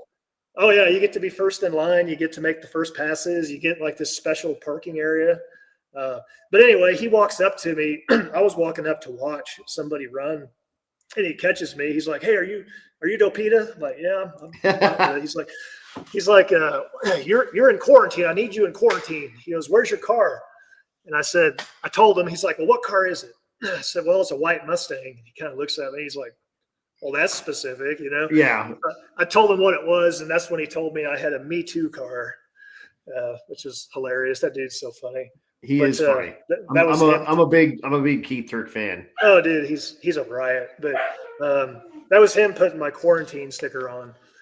Yep, and like you said, that's like a badge of honor. Drag Week does impound. Sick Week does quarantine. It's a big deal. You got to be first, second, or third in your class, and 850 or quicker. So Yep. it's it's So- for the faster dudes, and you got to be doing well in your stuff to be able to earn one Yeah. of those. Yeah. So again, we were in Super Street Small Block Power Adder. The top 3 contenders. Number 1 was Eric Yost, which Eric Yost is a great dude, but I'll die on the cross saying that car didn't meet the rules. I think he should have been modified. Maybe I shouldn't say that out loud. He was number 1. He was not roll cage limited. He had a 25.2 set up, so he could go 650. Right. And then it was me and Brad Arnold. I don't know if you know Brad. He's got that. It's a G body with a stock block 5.3 deal. Okay. I think it's a Buick. Okay. I but don't know anyway, him, but yeah. Bradley Arnold, and Brad Schneider's the guy from 10 Soldiers Race Cars. He was co-piloting. But Got it. I met up with those dudes. They were awesome, and it turned into the same freaking deal, right? So I was roll cage limited to 750 and running 750. So I was right back to index racing, except at a way higher level. Right. So Bradley and I were back and forth all week. I kind of gave it to him at South Georgia Motorsports Park. There was a bad wreck. That dude with the Vortec 4200. The Volvo, yeah. Yeah, over the finish line and caught on fire. And Casey and I kind of had a rough trip. Nothing crazy, but it was a long trip. I think that was after all the Daytona Beach business that took all day of driving. We got in a little bit late. That wreck happened, and I didn't want to break out. I'd been breaking out, so at the prior tracks, I'd been going like a 745, then I'd slow it back down a little bit to try to nail it. And Right. I didn't want to break out. We sat there in the staging lanes where they cleaned up that crazy wreck, and I lifted at 1,000 foot and ran like a 757, and that kind of threw the week away. But we were just ready to get back. Right. I think after that, I think we went all the way back down to Orlando after that, because we started and finished in Orlando. But anyway, so we were ready to hit the road. We did that. And then the last day at Orlando, I ran it almost perfect. It was like a 7.5 002. And it really pressured Arnold. Like it was another one of those races like me and Sean, where it was within a couple thousandths of being one guy or the other. Right. So it turned into one of those epic deals. He pulled it off. He needed to run because of what happened in Georgia. He only needed like a 753 something to do it. And he did. He ran like a 752 something. So we wound up third place. But still, like that whole week, 750s at every track. Yeah, it's me and you and Keith Turk. I like that picture. Yeah. Awesome time. That whole week, we pulled off a 750 at every track, which was the goal. And the only thing we broke was in Daytona Beach traffic, it melted a plug wire. So put a set of plugs in and one wire. That was the carnage for the week. So that's pretty good for any car, and especially a 750 car. Yeah. So we changed oil once and we melted a plug wire. So I was at a really bad crossroads after that. I had the itch to go faster.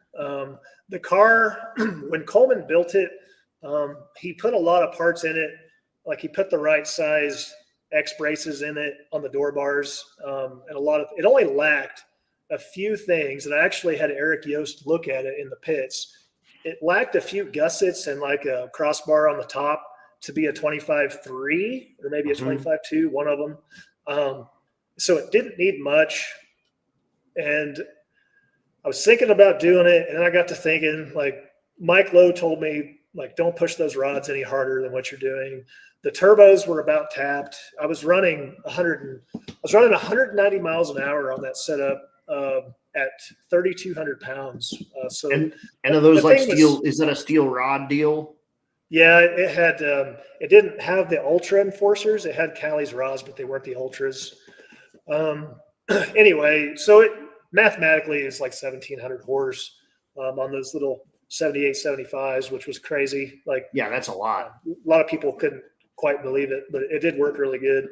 But anyway, so it would have been an engine upgrade. It would have been turbo upgrade. It still had an 8.8 in it. It needed a 9-inch, needed a turbo 400. That the Power Glide wouldn't have held much more than that for what it was. Right. Well, you know the old thing about be careful what you put on the internet because it lives forever. So I had forgotten that I did it, but at some point in time, somebody on Facebook on one of the Yellow Bullet or whatever, one of the pages was looking for a new Edge Mustang 25.5 car. And I'm one of them guys like, if the price is right, I'll sell anything. Yeah. So I was like, well, hell, he's looking like what the dude described was pretty much what I had. And so I just posted a picture of it, and then we messaged back and forth, and he didn't want to pay what I wanted, which was fine. I didn't really want to sell it at the time. Right. Well, I've got this whole idea of what I'm going to do with the car next going through my head, and somebody else was going around like Facebook searching old posts and found that and messaged me. He's like, hey, dude, you still want to sell the Mustang? I was like, well, I kind of told him what the deal would be, and he bit. And he bit, and I'm like, oh, no. Like, what did I just do? So after really thinking about it and thinking about how much time and money and family stress I was putting into this race car, which, let's be honest, was can be pretty selfish. I've got a 9, 7, and 5-year-old, which someday my boy's going to want to do this stuff. But I did sell the car. I am currently carless. I didn't make a public spectacle of that. But yeah, here we are. So I am currently carless as far as race cars go. There you go. So I got that thing. That's my caddy. Hell yeah. So my cousin Eli come and blacked out the windows for me. That thing, out of everything I still have, has the most potential for me to do something with. So is it a 472 or a 500? It's a 472. It's a 69. Dude, that thing has a mint interior. Like, it's not perfect, but the interior is just mint. A bunch of those are. It's wild that the old people got them and then just never stuck anyone in them. Some old lady out by Hayes had that thing. And her son sold it to Jeff. And anyway, that thing. So, I got the tuning gig, which I try not to get too busy with also. Right. But I've had, I'm running into more and more and more LT cars. They've been out since 2014. I try to stay away from them. The factory ECUs are just a royal pain in the ass to tune. Right. Royal pain in the ass. Like, you have all this torque management crap. It sucks. But so I've done a few of them. They suck. But I know that that's the way everything's going. I need to learn it. Right. So that Cadillac might get an L8T swap, and we might load up the kids and do a couple road week deals with it. That'd be cool. L8T, if you guys don't, that's a 6.6 iron block aluminum head that comes in like 2,500 or 3,500 trucks. Yeah, it's sort of the GM answer to like the Godzilla. It's their gas entry for that type of stuff, and they're super cool. It's a great motor from what I'm seeing out of Brian Tooley. Yeah, Blaine Thiessen, he's really done some pretty cool things with them too. Excuse me. Oh my God. Yeah. Ooh. So you're carless currently, and you're just sort of you're doing your thing. You're helping your buddies. You got the that's another component of it is, and I love helping my friends, and I'm really proud that I get to help all these guys with their stuff and do all their tuning. I wouldn't say all their tuning, but most of their tuning. Right. But when we're at an event and you're at a car, you have a car like that one, the Mustang, and you're at a level where you're analyzing track surfaces, shock data, drive shaft data, all that stuff, and you're trying to make rounds, and you have 5 dudes walking up with laptops wanting help with their stuff, which they don't realize it. Like, it was hard to concentrate on my own stuff. I was kind of struggling. The car, again, it wasn't worth a damn for no prep. It wasn't worth, I had to haul the thing 4 hours to get on any kind of a prep surface that was great. And again, I'm not putting down Carney. Carney's awesome. Joe Roach is awesome, that whole group, but they don't have a radial track there. It's just not how it's set up. Right. You know, and the core of their business is big tire bracket cars. And that's understandable. And Joe puts on some pretty badass small tire stuff for what it is. But it's mostly no prep. And I didn't want to cut the car apart to make it work in that scene. I'm not sure that I want to do no prep, but and if you do, you can always buy another car. You don't, no big deal. So anyway, all those factors played into ditching the car, and I did. Another kind of my ADHD is showing again, but another thing on top of the tuning that I'm really trying to get into. So my local machinist helped me build the 5.3 before I put the mic low setup in, and he's the dude has the heart of a teacher. Like, he was letting me be hands-on with it, and I got a real interest. That was back in 2020, 2021. I got really interested in machining at that time. And a big thing that I'm doing right now is, and you probably can't see much of it, it's way back there, but I'm rigging up a machine shop here. Got some pretty good machines. I got a Rottler boring machine, a Sun CK10, cool. Big industrial hot washer, a surfacer machine, a seat and guide machine, lathe, a mill, the whole works. But cool. Kind of spending my free time doing that right now, trying to pick that up. I got Chris Padgett's 6.0 back here. We're doing some stuff too. But again, having friends who trust you with their shit, like that's awesome. Yeah, exactly. There you go. Machine, exactly. Well, and like I've run into here at Rapid City, and I mean, we're way bigger than you, but we're way smaller than Denver. There's not a machine shop here worth their salt. So that's another thing. So Ben's machine, Hayes, Kansas. The dude's 66 or 67. He wants out. He wants out. He wants to quit. He wants to retire. When he's gone, like there's one somewhat close. He's busy doing circle track stuff all the time and farm stuff, repair stuff. But yeah, like everybody who's worth anything around here is a year out. Like Advanced Machines, Salina, a year out. So there's a market for it. I'm not saying I'm going to do it for a living right? But being able to do your own stuff, my stuff and maybe a group your buddy's stuff, absolutely. So, and like I think about that a lot with like a tire machine. Like, dude, I would love to have a tire machine just for my stuff. Like, I don't want to work on anybody else's stuff, but I hate bringing my crap to a tire shop. I want to be able to. Will this fit? Oh, it won't. Okay, no, but I'm not out a day of bullshitting around with a tire machine or tire shop. So it's a thing. That's where we're at. Playing in the shop, really. Hell yeah. Maybe we'll do something with the caddy when I get caught up this winter. Probably won't get caught up this winter. Probably won't get caught up, period. But exactly. But yeah, that's if I do anything, it'll be the caddy with an LT, maybe, which is dumb because the top of this pallet rack, there's like 7 LS engines up there. Right. But you gotta learn yourself some LT. But you should do that and like a 6L trans, and you can do it all on Holly. We're back. Sorry. Yeah, you were cutting out real bad. do like a 6L because the Holly will run it all. Yeah, absolutely. If it'll fit the floor pan, that thing has a tiny. I got a 4L80 too, but yeah, I've got stuff laying around.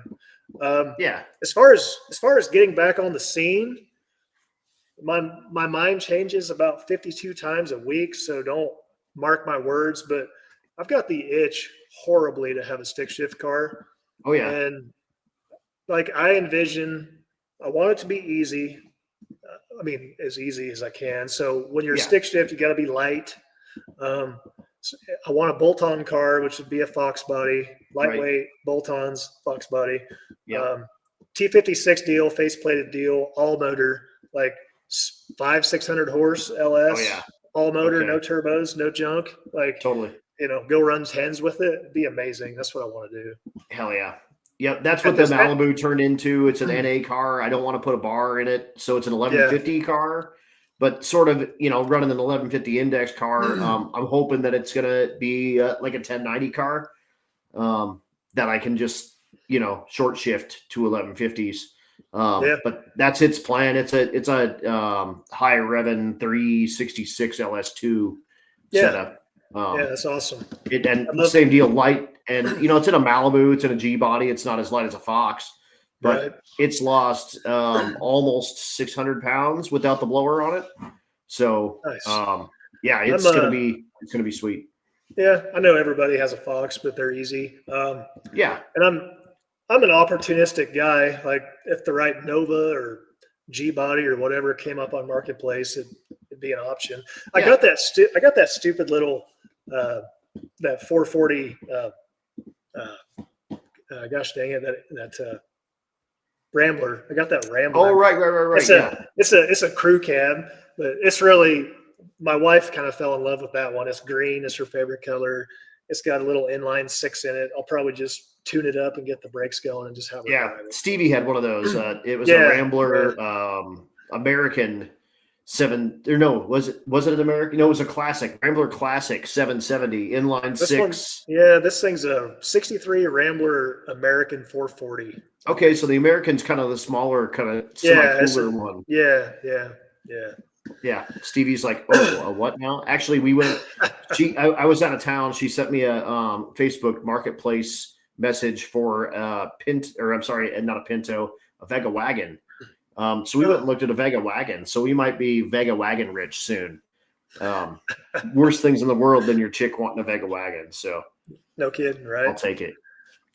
We are getting through a bunch of time here. Honestly, my back is screaming at me. So I'm going to start hopping into some of my questions, and let's get these going. If you've got questions besides "Hello, ladies" from Mr. Slevin, Zach, man, I already called you out. You weren't here. That's right. Yeah, he was late to the game. His SPF 1000 wore off.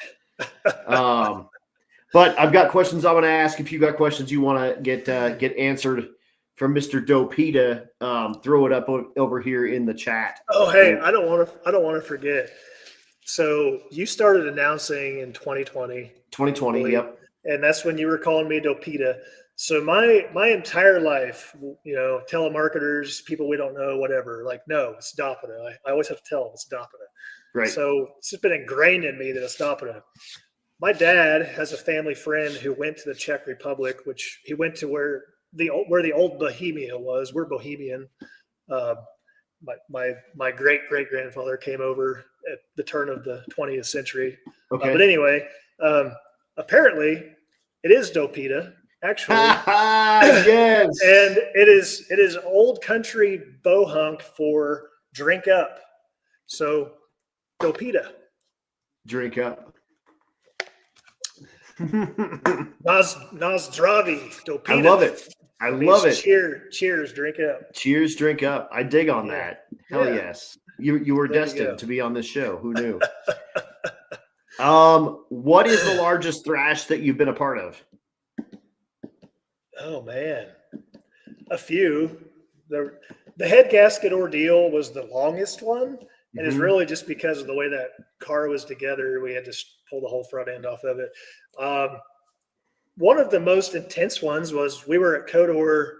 It was this year. It was in the spring. I didn't have a car there, but I was there with Jeff, Czar, Sandon Slayball, Sean Slayball, the whole clan. Right. Chris was down there. Sandon split a transcooler hose right by his hot side and burned, torched the whole under hood of the car. Had a fire. Perfect. Oil everywhere, fire, wires melted, the whole works. And that was it was a bad deal, but it was a super cool deal. One, the guy that he was competing with in the end of the deal, John Ketch, who I expect to see on a lot more drag and drive in the near future. He bought Randy Kane's small block and put it in a second gen Camaro. Super cool deal. Okay. But anyway, he stopped, jumped out with his fire jacket and helped Sandon put it out. And we wound up kind of, buddying up with him the rest of the day. That turned into a whole thing. Sweet. And then we get back to the pit, shit's melted, shit's burned, there's oil on everything. And me, Jeff, Sean, like we all just jumped into this thing. If obviously Sandon's like heartbroken, like for Right. one, his car is all messed up. And for two, the event's done for him in his mind. But we got that thing. And the way Kodor works is you go out, you do the cruise on one day. And then the second day, there's qualifying and then there's racing. There's more to it than that, but that's the basics of it. Right. So they separate the two out. They turn it more into kind of a bracketed race, which is kind of neat. It's kind of a tip to the hat of the heads up shootout deal that Matt put on. Yeah. But anyway, so he'd already done the cruise. He already had all that done. He was qualifying really well. And his car was just toast.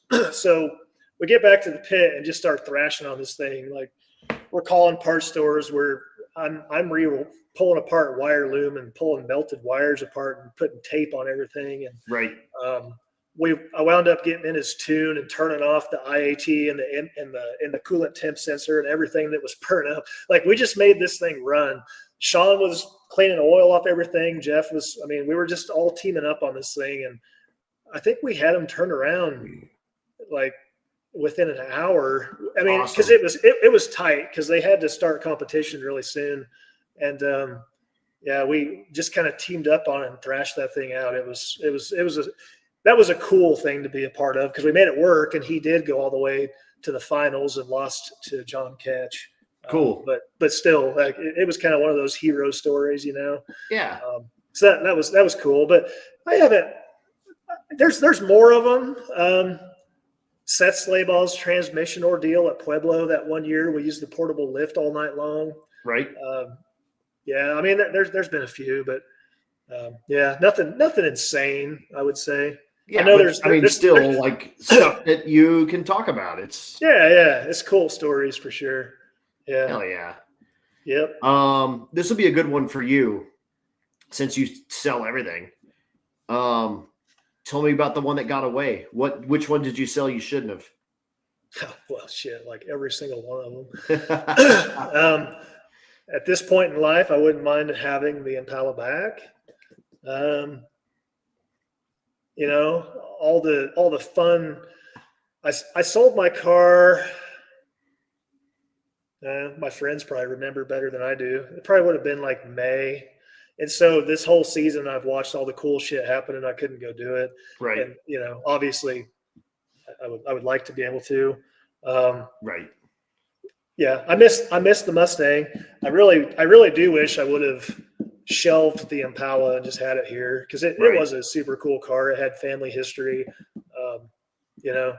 I don't know. I like that car a lot. Like it was fun hauling laps with that car, and it was you could tell it was an old bracket car that you put back on the street, and that was its job. That was like the best part about that car.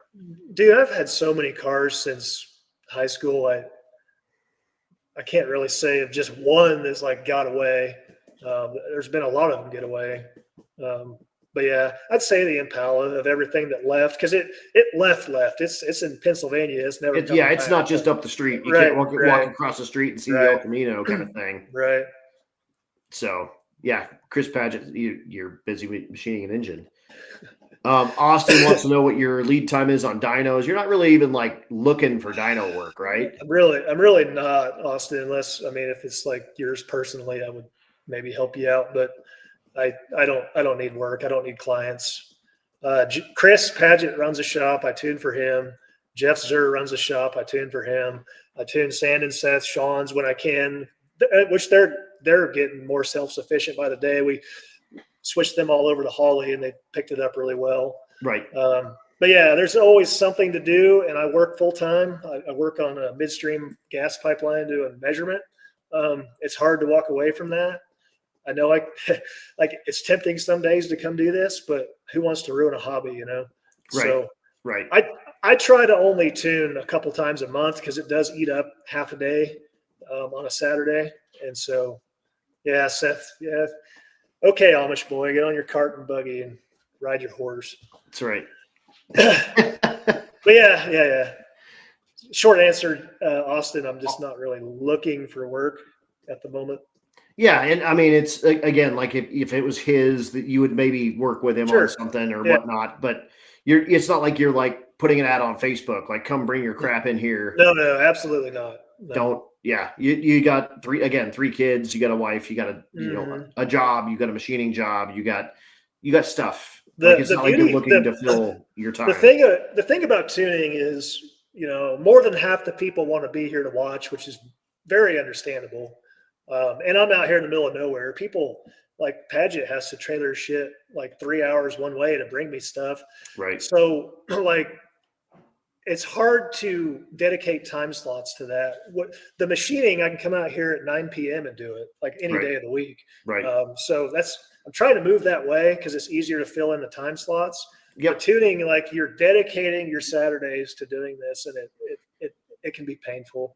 Yeah. You deal with no shows, people who are late, people with problems, which everybody always has. Everyone's yeah. Anyone that's ever tuned a car will tell you every car that shows up is not ready to get tuned pretty much 100% of the time. Yeah, Josh Rich, which I found out it's not Reek. Yeah. Yeah, he's exactly right. Like you can spend a day on what you thought would be a 3-hour job. I'm guilty of it myself. But somebody throws something together, modern EFI, especially factory ECUs, they don't run until you tune them.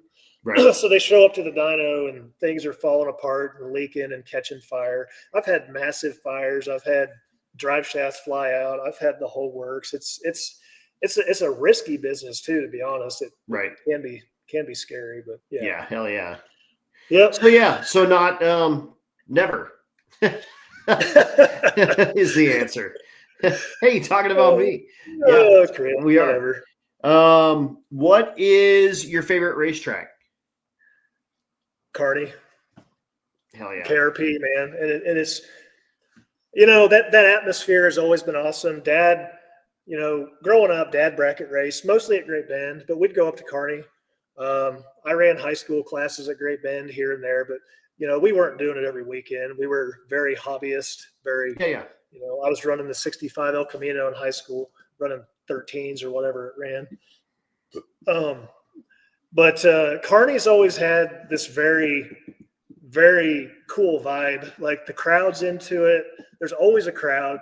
The return road in front of the crowd. The return road in front of the crowd, like people high-fiving, thumbs up, and like it's awesome. And like people, and yeah, Great Bend was the home track, and Great Bend's an awesome facility. Like so spread out, like you said, it's an old airport. Tons of room, awesome setup. But like Great Bend was more of a competitive cutthroat environment. I would say, in the bracket world. And Carney was just like, it's like a car show / drag race / hang out with your buddies. Let's hang out, let's have fun. When you're leaving, did everyone have fun? Yeah. Okay, and cool. Joe Roach is awesome. He I barely knew who he was, and I was there with the Impala, and I was having some issue. We showed up to I think it was maybe a hard tire race they had, and my trans brake kept blowing a fuse, which was like, I had the car wired wrong. It was shutting the car off. And like, he was jumping through every hoop he had to help me out with that while he was trying to run the track. And he's been like that from day one. Like Joe will accommodate anybody, anytime. Like, it's just how he is. He's an awesome dude. He's one of the real ones for sure. That dude's dude's super cool. But yeah, Carney's an awesome place. Hell yes. Yeah. And Clay Meyer, I forgot to mention that. My first 7-second pass ever was at Carney, flying past Clay Meyer, which he might have been running like a 10. I think I had 50 miles an hour on him. Hell yeah. Yeah, my first ever 7 was at Carney too. Yep.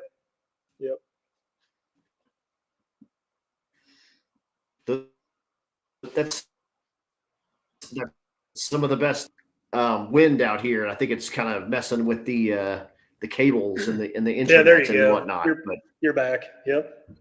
I'm back. Sorry. Yeah. It's a little nutty. There's like 60 mile an hour winds. So I'm nearing the end. If you've got other questions, throw them up here. Your dad says he can't even come and visit because all of his friends just show up, and it turns into a big thing. Yeah. So Dad, I was raised here in Mayorville, USA, Zurich, Kansas. and obviously Dad lived here, and he moved over to a little ways to the east a while back. When I moved back, actually, I bought his house. But so every time he shows up at my shop, like his truck, like magnets all the old dudes in here, and I can't do anything. So Right. That's turned into him just not showing up anymore, which I don't want him to do that. But right. He just needs like an incognito truck, like come up with something new so your old homies like, don't know what you're driving. Like park out back or something. Right. Yeah, Right. Yeah. The one I give you a heads up on before, what is your favorite drag and drive car, and which one would you rather drive and or own? That's such a loaded question. Like, back in the day, I would say Larry Larson's Nova was like hands down my favorite. I fell in love with Doug Klein's car on Race Week 2014, and he brought it on on Drag Week 14. He brought it on Race Week for a few years. Yep. Out of any drag and drive car, I'd say I'd like to own Doug Klein's Camaro. It's just so awesome. As far as driving one but never owning it, like, dude, I want to take a stick shift car for a rip so bad. I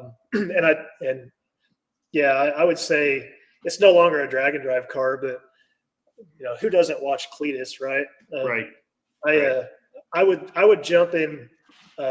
I would jump in Leroy any day and just rip the crap out of that thing. Probably break it and crash it and everything else, but I would love to rip gears in Leroy the Savage. Oh, dude, totally. And like I've seen that car, kind of through its progression and whatnot.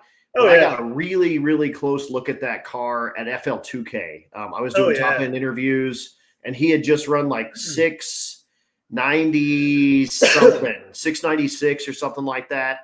And interviewing him and looking through that car, it's just got so much cool history. He owes a lot of his success, I think, to that car. Absolutely. I think it's just such a cool deal being close to it and seeing it. And it's, the old school handbrake and, still rocking that. And then the best part, if you haven't seen it ever live making passes without the body on, you can see him running the clutch pedal there at the starting line. And it's clutchless shifting now. And like you said, it's not a drag and drive car anymore. It doesn't have a cooling system. It's a different thing, and he's got the body for it now. It's made a hell of a progression, but he had it on Race Week 2020.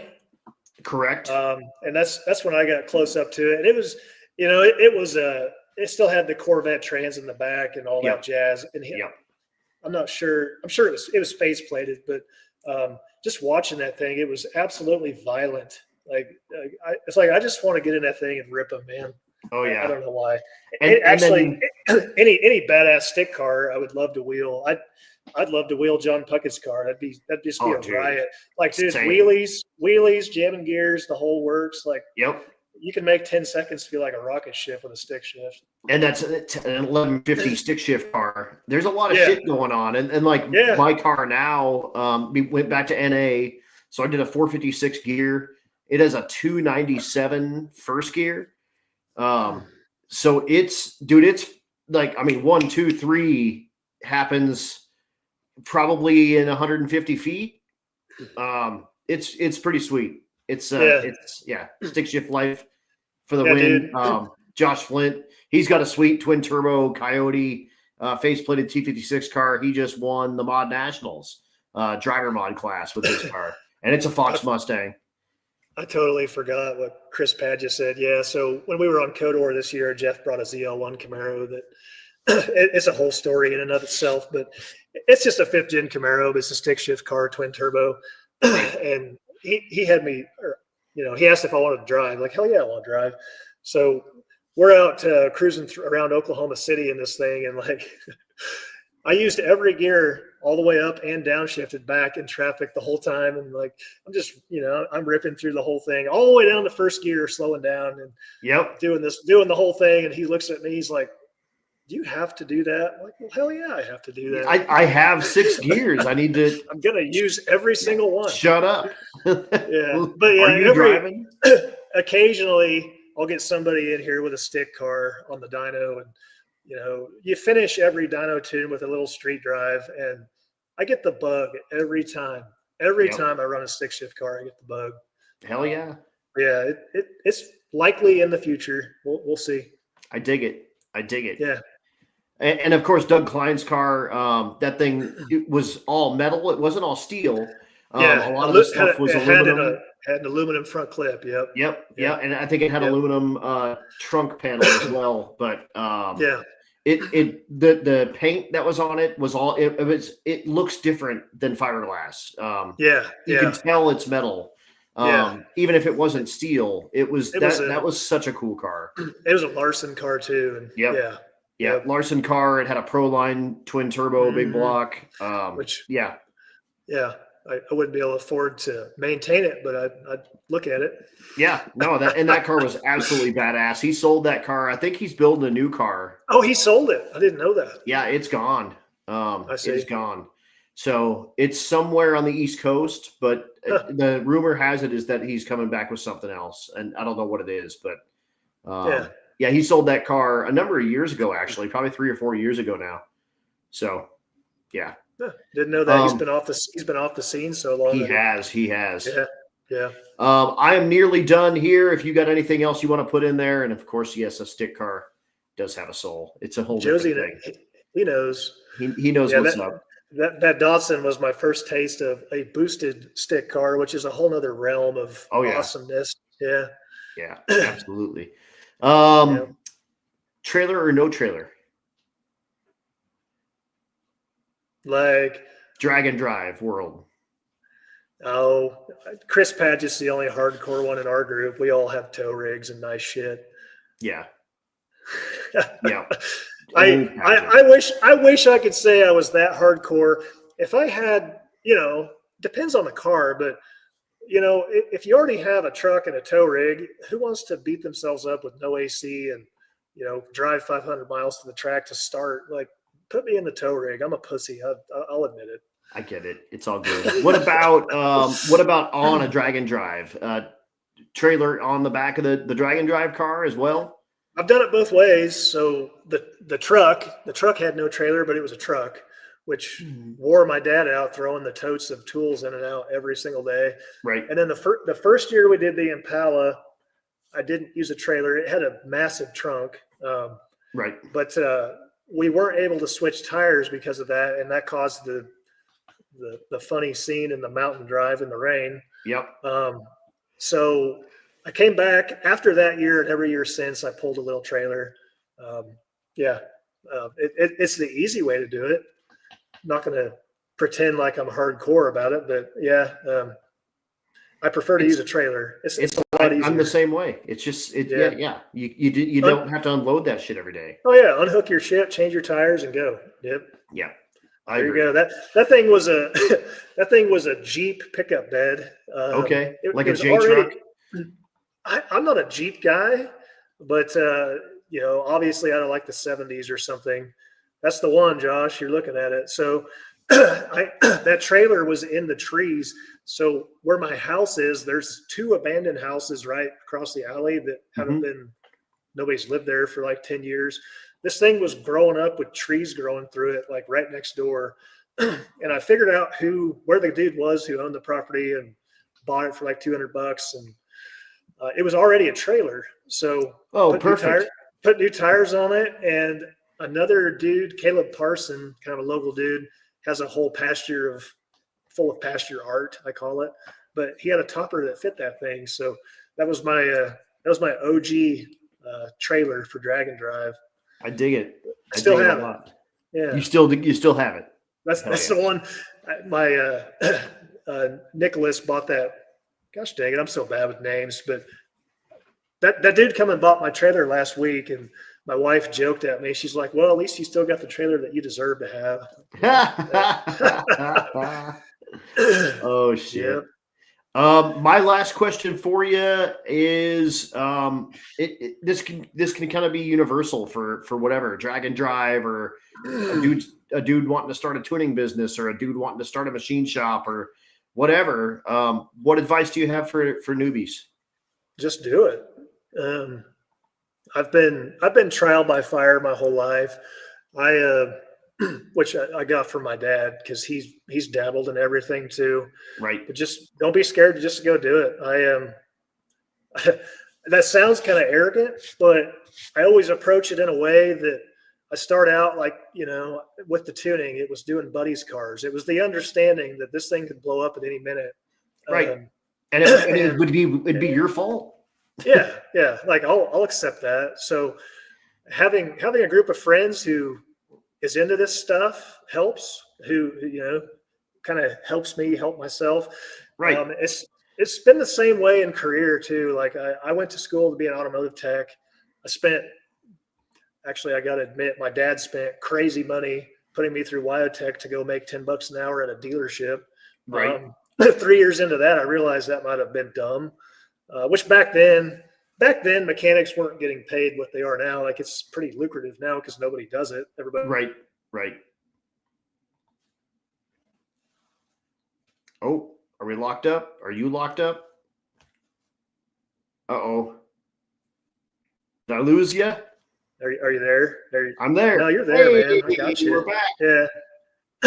Yeah. No. I just try to make the point that everything I've done to better myself has just been doing it. Just go try it. Right. There's nothing like, what's the worst that can happen, man? I mean, just do it. And that was always my thing, especially in 2014. I'm like, I don't know what in the hell I'm doing. I'm just going to go do it. And I was with my buddy Brad, who's been my co-pilot forever. And he was like, what are we going to do if we break down? And I was like, we're going to figure that out when it happens, but I hope it doesn't. Exactly. Like, whatever. That's just part of the deal. And, hopefully it doesn't happen to you if you just do it, but you're never going to know if you don't. Just do it and try it. Yeah. And no, just do it. You can, there's that's what the index classes are really for. And that, I mean, I'm a testament to that. I started doing 12.0, went to 10.0, went to ultimate radial stuff. I mean, just learned along the way. And that's why Matt has that in there. You can bring, it doesn't take much to run a 14.0. I mean, right. And you don't even need sticky tires. Like you can bring it on street tires. You don't have to go buy a weird tire and wheel package for your wacky, whatever the crap you're trying to drive. Yeah. Bring it out and come have fun. Yeah, absolutely. You'll meet a lot of great people. You'll learn a lot. And if you have problems like I do, you'll wind up blowing it way out of proportion. That's how it goes. You go from 12s to 10s to 7s. Yeah. I mean, who doesn't do that? Idiots are who doesn't do that. I was just talking to Jeff Czar the other day, like talking about that. Like it takes a special person to keep a car for a lifetime. I just can't fathom that. Right. And it's funny. That. Like I either have dudes like you who have sold everything, or I've got dudes that have sold nothing. And there's people and there's nothing wrong with it, but there's people out there who have been doing the exact same program like forever. Since I can remember this whole Rocky Mountain Race Week thing, there's been dudes who show up every year. They run the same class. They have the same car. They didn't change anything. And like, I have something wired wrong in my head. I can't do that. Well, dude, I'm set. I'm done. I'm rocking. My back's barking at me. We did 2 hours. Could you imagine if we had the sleigh bars? I mean, this would be like a 6 hour long show. I gotta give it to Seth. I thought he'd be all up in the comments, just tearing me up, but yeah, he's saving it for the group text. I probably better look at that. Yeah, exactly. It's definitely happening. But dude, thank you so much for coming on. Yeah, this was a blast. This was super cool catching up. If you don't get us all, you need to get the Sleigh Ball Brothers, all three of them. I think that makes sense. Those dudes are a riot. I think that makes sense. And they're competitive dudes, and they've been in a bunch of these. So, I think it'd be cool to have them on. I'll reach out to them cats and get them on at some point. But they're all old because they're asleep. Yeah. Seth's like almost a grandpa. Yeah. It happens. It happens. But dude, like I said, thank you so much for coming on. I'm gonna throw you in the background real quick, and then I'll tell you good night one more time before we go. But again, there we go. We're caught back up. Hey, you're back. Okay. Yeah, I guess. Sorry, the wind got us. Let me throw you in the background. I'll tell you good night before we leave here, but I'm just going to do a quick sign off. Dopita. Dopita. Dopita. Hey. Thanks, man. Thank you so much. Absolutely blast, man. How much fun was that? Andrew was like, man, I really don't know. You're not gonna have to like drag it out of me. No way, dude. We went 2 hours. It was absolutely Flint flow flashbacks. That's right. Flint, if you guys don't know, one of the like big dudes behind Freedom Plus, and I'm a big fan of his. He's a big fan of me. So yeah, dude, a little bit of flow jab before we leave. But yeah, dude, Andrew, Dopita, drink. This was super duper cool. It was awesome to have him on, kind of catch up with what he's been got going on. And I really, really can't wait to see him back in a stick shift car. But guys, thank you so much for tuning in. Tuesday night, episode 57. We're just rocking through these. Next week, we are going to have, when I say we, I mean Scott Kleppinger, and talking about Super Street, small block power adder. That dude is a staple in Super Street small block power adder. He calls it the 3rd gen jet because it's got a 98 millimeter turbo, a single that hangs right out of the front of the fender of that car. White 3rd gen. I've got a picture of it here. So there it is right there. I've got him on next weekend. Next Tuesday. It's going to be absolutely awesome. He's actually also the dude that hit a raccoon with his car. And there's a great picture of raccoon in trails all over the side of that car. But OG drag week dude, it's going to be absolutely awesome. So thank you guys so much for tuning in. Next week with Kleppinger, plenty more coming up. And then guys, I'm going to be at the Christmas tree race next. That's my next big gig. Going to be absolutely awesome. That will be on Freedom Plus as well. And you know how it's going to go. It's going to go down awesome. But guys, thank you so much for tuning in. Like I said, episode 58, Scott Kleppinger next week. Episode 57, we are